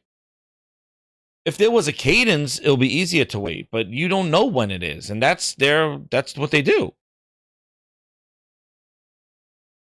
Like, you're gonna sit here and go, I'll just wait for Soros to come to PC. Go ahead. There's plenty of games to play. Of course there are. But he's saying that the FOMO is going to make people drop the consoles and just go to a Steam console. That's what he's saying. I don't know what he's saying. To Steam, because Steam is coming for both of them. Steam is coming. Steam has had years building up its infrastructure, learning how users use consoles, maturing its software stack, all that kind of stuff, and they've got all the games from both companies. That's great. Steam is great. I'm telling you, the Steam Deck, I love it. It is great. Steam is wonderful. But I am sure that there's checks and balances with everything. Like, if Steam is coming for them, Steam is fed PlayStation games. So, like, PlayStation, if it's like, you know, it's like if Steam's like, I'm coming for PlayStation and I got your games, and Sony be like, yeah, guess what, bitch? We're not putting our games over there anymore. Fuck you. That's it. Like, drop the gauntlet. Like, I don't know what Bootleg's talking about here. Sony would be worried. Sony's the one feeding them their PlayStation games. And Sony could cut that off immediately if they feel a threat. If Steam's like, here's a console that looks like a PlayStation, it's going to stand right next to the PlayStation. Oh, and we got your games. Sony be like, guess what, fucker? You don't get them anymore. Like, make your own fucking exclusives. Stop making Half-Life 3, bitch. Like really? Would Sony be like, oh, they're coming for you. Okay, well, here's our games that give you leverage. Like really? Sony is not dependent on Steam, but Xbox is. So you speak for Xbox. Because Microsoft will never pull their games from Steam because they have nowhere else to sell them. Yet again, Xbox took a shit and did this to themselves. So this is what they did. They made themselves dependent on other people because they failed. PlayStation's not dependent on other people because they're doing great. They're putting their stuff elsewhere to get some extra money, to do some new things, to grow some audiences, do that shit. But they're not like, oh my God, we need Steam to survive. No, they don't. Xbox does. So I don't know. And if Steam is coming for them, I'm sure PlayStation will then say, well, guess what? You're not getting our games now. We're going to hold off. But I don't think Steam is going like that. I think if Steam is doing that, the biggest threat is to Xbox full screen experience. And this is an Xbox. See, that's where Bootleg should be talking. He's worried about Sony. Sony fucking, they're in their own lane. They're in their own lane. If Steam is making something with their Steam OS, the biggest person that's going to get killed is Xbox and their full screen experience because they are too little too late. And Steam OS destroys that Xbox experience. Because what he doesn't realize, and he should say it, is that the Xbox experience is competition to Steam Big Picture, a direct competition. Sony don't have a fight in this race. They're not trying to make a user experience, a PC. They're not trying to consoleify PC gaming. But Steam is and Xbox is. That's your competition. And Xbox will never win because Xbox needs Steam to sell. Like, how is this any, like, this is common sense. And if PlayStation feels any kind of threat from Steam or Xbox, they're determining at a random state of when their games go over there. And they are not cutting off their nose to spite their face. They haven't yet. As the game dries up, they'll put it in other places. But the game is dried up. And as that game dries up, they announce a new game. See?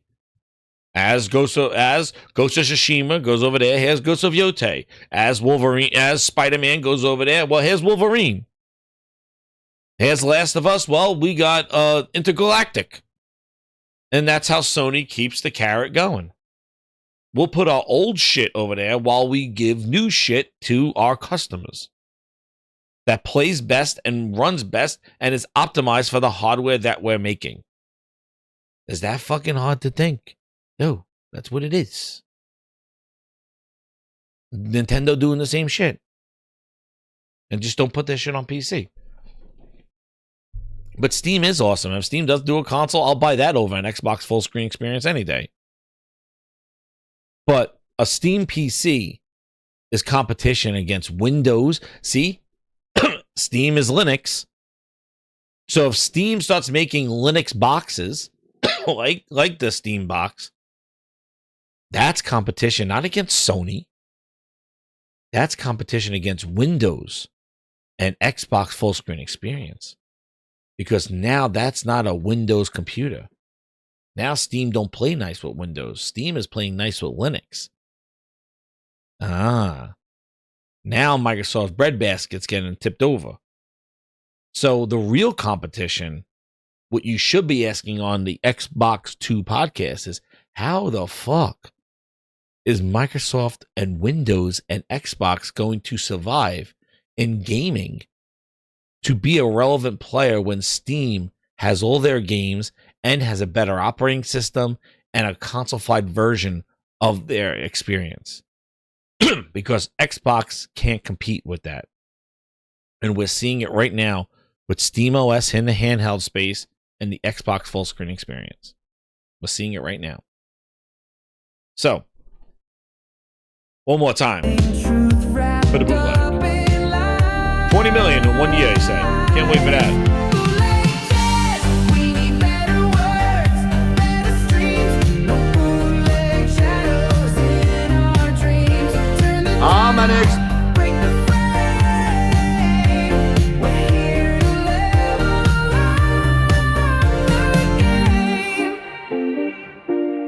Exactly, Ron.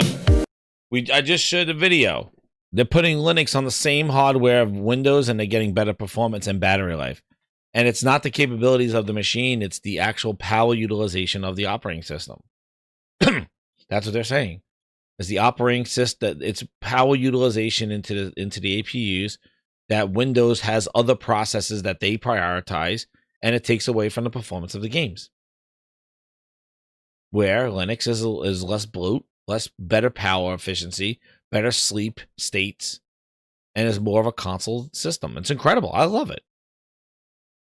And I would love Steam to make a console. I'll buy that one and put it right next to the PlayStation. That's what I would do. That's what I do now. I got the PlayStation Portal and the Steam Deck.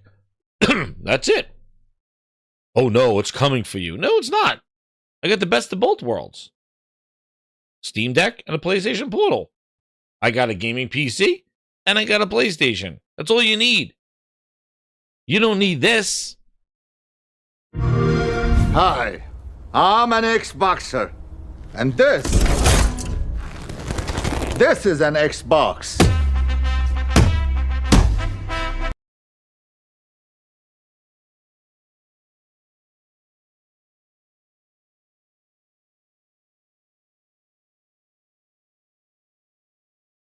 Go.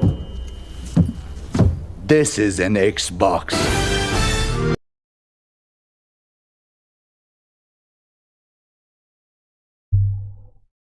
What the hell is this? You have a boxer calling Xbox with a phone in his belt.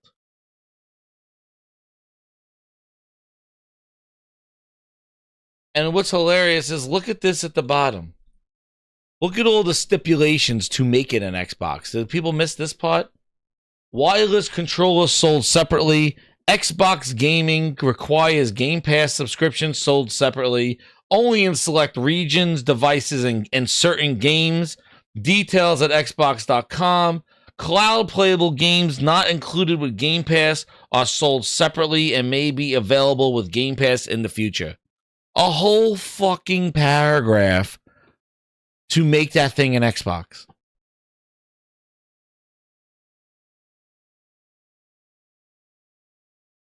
The whole paragraph at the bottom there to make that an Xbox. That's the problem that they have.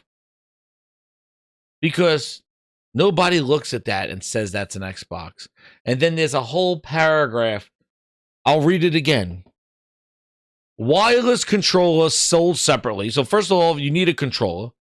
Then Xbox Cloud Gaming requires Game Pass subscription sold separately. So now that phone that's an Xbox, you need to be in it for $70 for a controller. You need to be subscribed to at least $20, $10, $15, $30 a month. Only in select regions, certain devices and games. Cloud playable games not included with Game Pass are sold separately and may be available in Game Pass in the future. They're basically telling you right there that you could buy the game, but it may be in Game Pass in the future. Are you lining up to buy that game? But barriers, right, Josh? Barriers. And that's why this doesn't work. Xboxer. And this is an Xbox. Turn your phone into Xbox with Xboxer. And tell me why they're selling horrible. This campaign's not working. It's the stupidest thing ever. Why do you have and I don't know. I feel like I watched that. I was like, I feel like they're just mocking their fan base now. Like they're not even respecting that Bootleg was talking about, the 20 million that are gonna buy an Xbox day one, the year one, because they call it an Xbox. Like another year of this bullshit.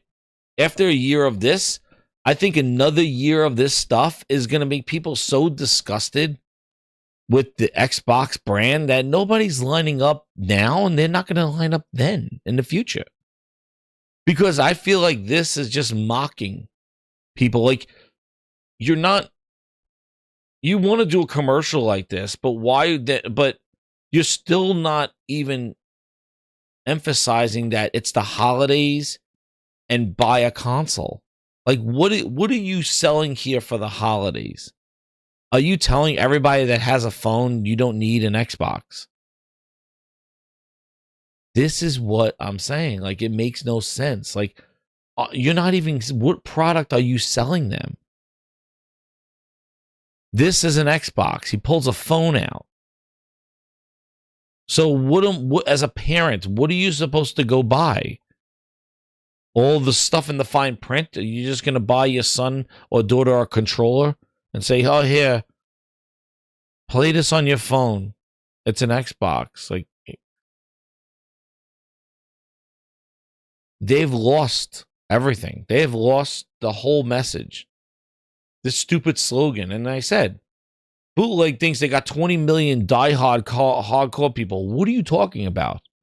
First off, you block everybody. 20 million? When? They don't have 20 million now. They couldn't sell 30 million in 5 years. They're going to sell 20 million PCs labeled Xbox in a year? What, at $1,000? At $1,300? What are they selling it at? When they got ads running like this shit. It would have been better if this dopey bastard would be running around with the friggin' Asus ROG Ally. At least that's a friggin' device that you could buy that device for the holidays and know that you could play some Xbox games on it. But why would you waste all this to have a guy talk about a phone? You tried this already. With the Rikishi, with the backbone, trying to turn your phone into an Xbox. Even that would have made more sense. But just to pull out a phone? What is the deal? What is the messaging? What traction do you think they're going to get? What were they looking for? This doesn't appeal to Switch players. This don't appeal to PC players. This don't appeal to PlayStation players. This doesn't even appeal to Xbox players. You're sitting there with your Xbox under your TV and you see this thing. It's like, what are you talking about? And like I said, I feel like they are mocking their fans. They're like, oh yeah, we're going to do all these goofy ass cringe marketing campaigns to show Xbox in all different forms. And you got the hardcore Xbox fans sitting there with a console trying to say like, dude, I'm paying $30 a month for this trash. You just basically increased the price on me. And this is what you're marketing. You should be marketing the shit out of Game Pass because you increased the price.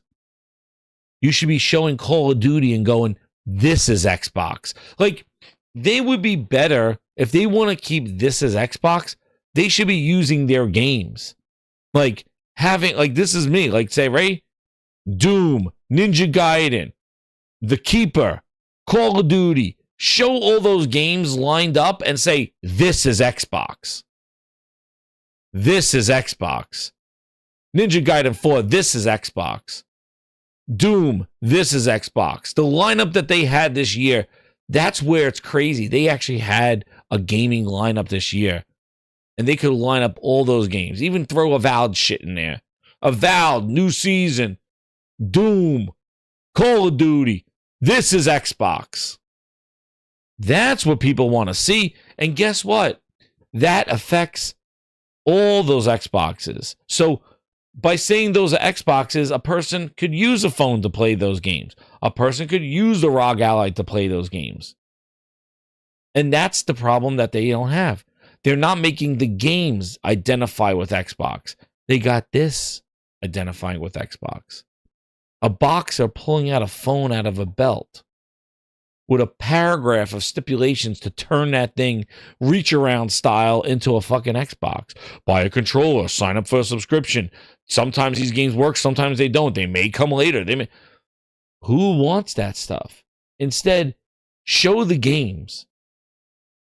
Show the lineup that you had this year, the kick-ass lineup that Xbox did have. And say, this is Xbox. This is Game Pass. Sign up today. This is what Xbox is about. You make it about the games. And then all this other shit will come. Somebody may boot up a game on the phone, try it out, Ninja Gaiden on the phone, which I don't recommend. But they don't make it about the games. They never have. And that's why they are here where they are. That's why, as a message back to the Xbox fans listening to this, it's not you. It's them with this shit. And either you just ignore it, you say enough of this shit, or you just write it out. And yeah, you ignore it and write it out. You say enough of this shit, or you go where you want to play games, whether it be PC or something like that. But don't stick around for this shit because they built this house with this stuff. They're failures. The reason why they got to put games on PlayStation, all that shit, is because they failed you. You didn't fail them. And that's a message. And that's the main thing. Like, to make fun of Xbox fans and stuff, I'll make fun of the Glazers, like Bootleg and Dusty Bins and shit, because those guys are making money and influencing and trying to ride out people's loyalty to get themselves afloat. Those people are clowns. But to the real Xbox fans, you didn't fail them. They failed you with this shit. They failed all of us, me included. And watching that Halo stuff got me pissed even more. But just by calling something stuff like that. And that's where I said this is mocking. Like, it's getting extreme now where they are like, let's just make silly, cringe videos of calling random shit Xboxes and things like that. Because if we say it enough, we're going to will it into existence. But it's having the opposite effect. It's making people cringe. It's making people not even want to be associated with it because it's the cool dads. It's the weird, yo, leave me alone. Sorry. But yeah. And that's why I said, like, this is counter advertisements. This is not recruiting anybody. And this is not getting the Xbox fans excited to buy more of your products. And what is that phone? Is that a Windows phone? Is that an Android phone? You don't even have a Windows phone anymore. And just for some entertainment, I need that belt. Even if I had a choice of playing games on my phone, I would not play games at all. I still choose not playing games at all. I didn't get into gaming to play on a phone, especially when there are far better options. The downfall needs to be studied. These MFers were buying publishers like it was candy a few years ago. Who cares? Halo's on PlayStation. I hope you're being compensated to run ads for them. So what's the point of Xbox making hardware? Exactly. That too. It makes no sense. Who's lining up for Xbox hardware when they're doing this shit? How much of a shield do you have to be to pretend as if you're part of the Xbox marketing? Is it true Halo Infinite's dead? Push the button on the ad, man. Your console is dead. So there you go. There you go. Now my voice is catching up with me. What's this? Oh, Unchi's saying, oh yeah, here's the final things. Exactly. If you make it about the games, Yotei sold 3.3 million units as of November 2nd, 32 days. Sold 3.3 million units. 4 months, it became the fastest selling first party PlayStation 4 original by selling 5 million copies in under 4 months. Oh, it became the fastest selling first party PlayStation game. The original sold of 5.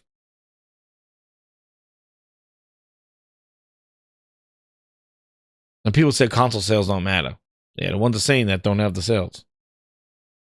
It does matter, but because of this, you're able to get Wolverine, you know? And what I like to say here, PlayStation shipments top 84.2 million. Ghost of Yotei sales 3.3 million. And no $80 billion spent. Grab your controller, it's time come to compete. Xbox, take your 80 billion not spent. We're always last. Hit that like button, grinders. We back. Grinding those gears. Gonna spend more cash, make ourselves complete. Yeah. 80 billion not spent. We need $80 billion. What did they spend that money on? For what?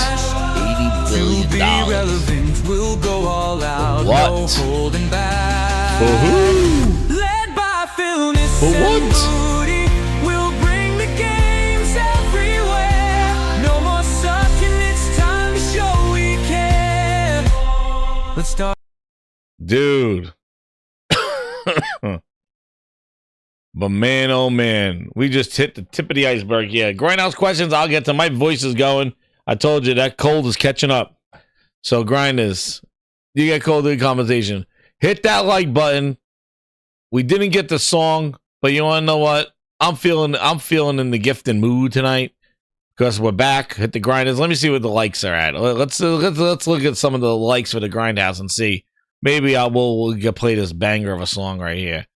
Because we're back in business and I owe you. Didn't do a show last time. Let me see. I don't even know where the hell my thing is at. Where are we at? Where are these likes at, grinders? Where are we at? Let me see. Play this banger of a song. Oh man, 88. Let's get 100. I'm going to play that song. Let's get 100 likes. Come on, grinders. You could do it. Let's get 100 likes. Early Christmas bonus. There it is. I'm going to get that song ready. Come on, let's get those likes. We need 12 more likes here. And I got you the song. Where is it? Which one is it going to be? Is this the one? I got to see which one. Oh, yeah, this won't be perfect for the show that we just did talking about the bootleg. There it is. I'll get that one. Let's get those likes up. Come on, grinders. We could do it. My voice is hanging in there. Let's get those. We're 91, 9 more, and you're going to get Nobody Wants It song. Is that the one I want to play? Wait, hold on. Which one did I have? Which one did I have as the goal? I don't even know which one. Oh, yeah. Is that? Oh, wait. Is that the one? No, wait. Is it? Oh, yeah. I'm going to play it. I'll play it. It's such an awesome song. It goes. We'll get those likes up there. Come on, Grind. You can do it. Hit that like button. Where are we at? We are at 92. Where are the 8 grinders? Holy crap. Hit that freaking button. Let's go. I know you want to hear. I'm going to debate now which one. I'm going to do TKO Xbox or we're going to do... Who's this one? I like the one about... Give you some thinking music. Where is the one that I had? Where, I just had it. Oh, is this it? No. That one's good. I like that one. I mean, I wrote that one. That was good.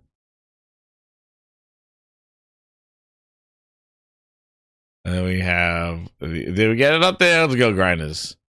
Here's some thinking music here. Yo, you guys are slow to hit that button. Slow to hit that button. I gave you some thinking music.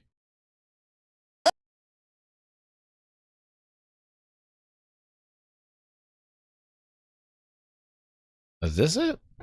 Oh, I'm gonna get it, yeah. Oh, that's why the filters are on. I want no filters. My library. There it is. Where is the... Last daydreams and pixel skies controller. It's some thinking music. God, you hit that like button. Let's go. Let's hit that refresh. 100 likes. We're back. Don't you think? 5 more. PlayStation is not Xbox. No way. Who copies last place? Not today. Sales climb high like rockets. Fantastic dreams and. Let's go. You're gonna get one. TKO Xbox. When was the bootleg? Okay, I'm feeling in the gifting mood. Here we go.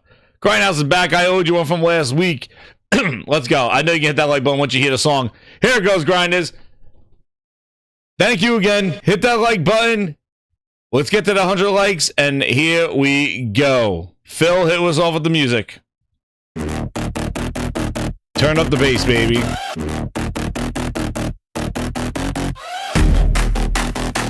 It's a good one. VIP's getting the song. Phil's in the kitchen flipping pancakes. Oh no, trying to be the cool dad, putting on a show. Controller in one hand, syrup in the other.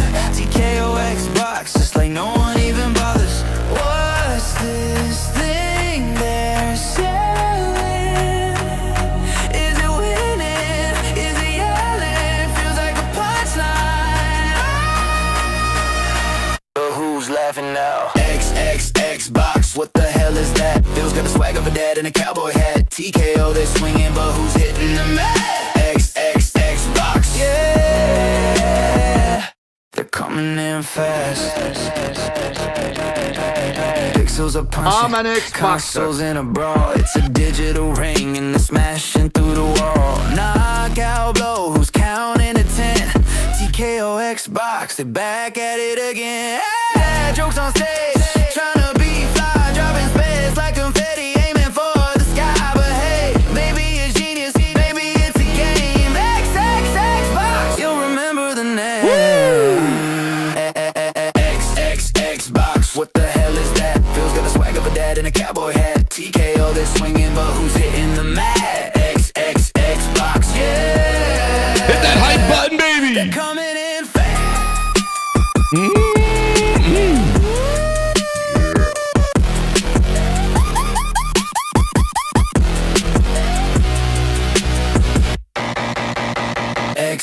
Xbox, what the hell is that? Phil's got the swag of a dad in a cowboy hat. TKO, they're swinging, but who's hitting the mat? Xbox, yeah. They're coming in fast.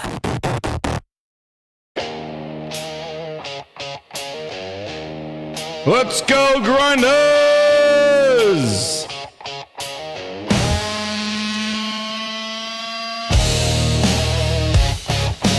Three more likes, you guys are killing me. Let's go!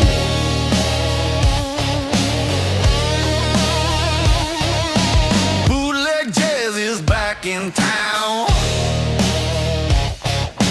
Selling dreams that all fall down. Hardware piles in a corner stay. Who's gonna buy when the shelves push back? Xbox and a PC. What's the deal? Stacking up boxes, no appeal. Nobody wants it. No one cares. Dust in the wind. Just empty stairs. Nobody wants it. What's the game? More of the same. Just shifting blame. I'll shift and blame. Oh, my shift and blame. Les writes words like shiny gold, but the truth feels bought and sold. Promises are more like we forgot. The old gear sits there left to rot. Oh, what are we doing here? Stacking tech, nobody cheers. Round and round the cycle spins, but this ain't a race. Anyone Another one. wins. Nobody wants it. No one cares. Dust in the wind. Just empty stairs. Thank you again, Grinders. Good night. Nobody wants it. What's the game? More of the same. Just shifting blame. Hi, I'm an Xboxer. And this. Hi, I'm an Xboxer. And this. Hi, I'm an Xboxer. And this. This is an Xbox.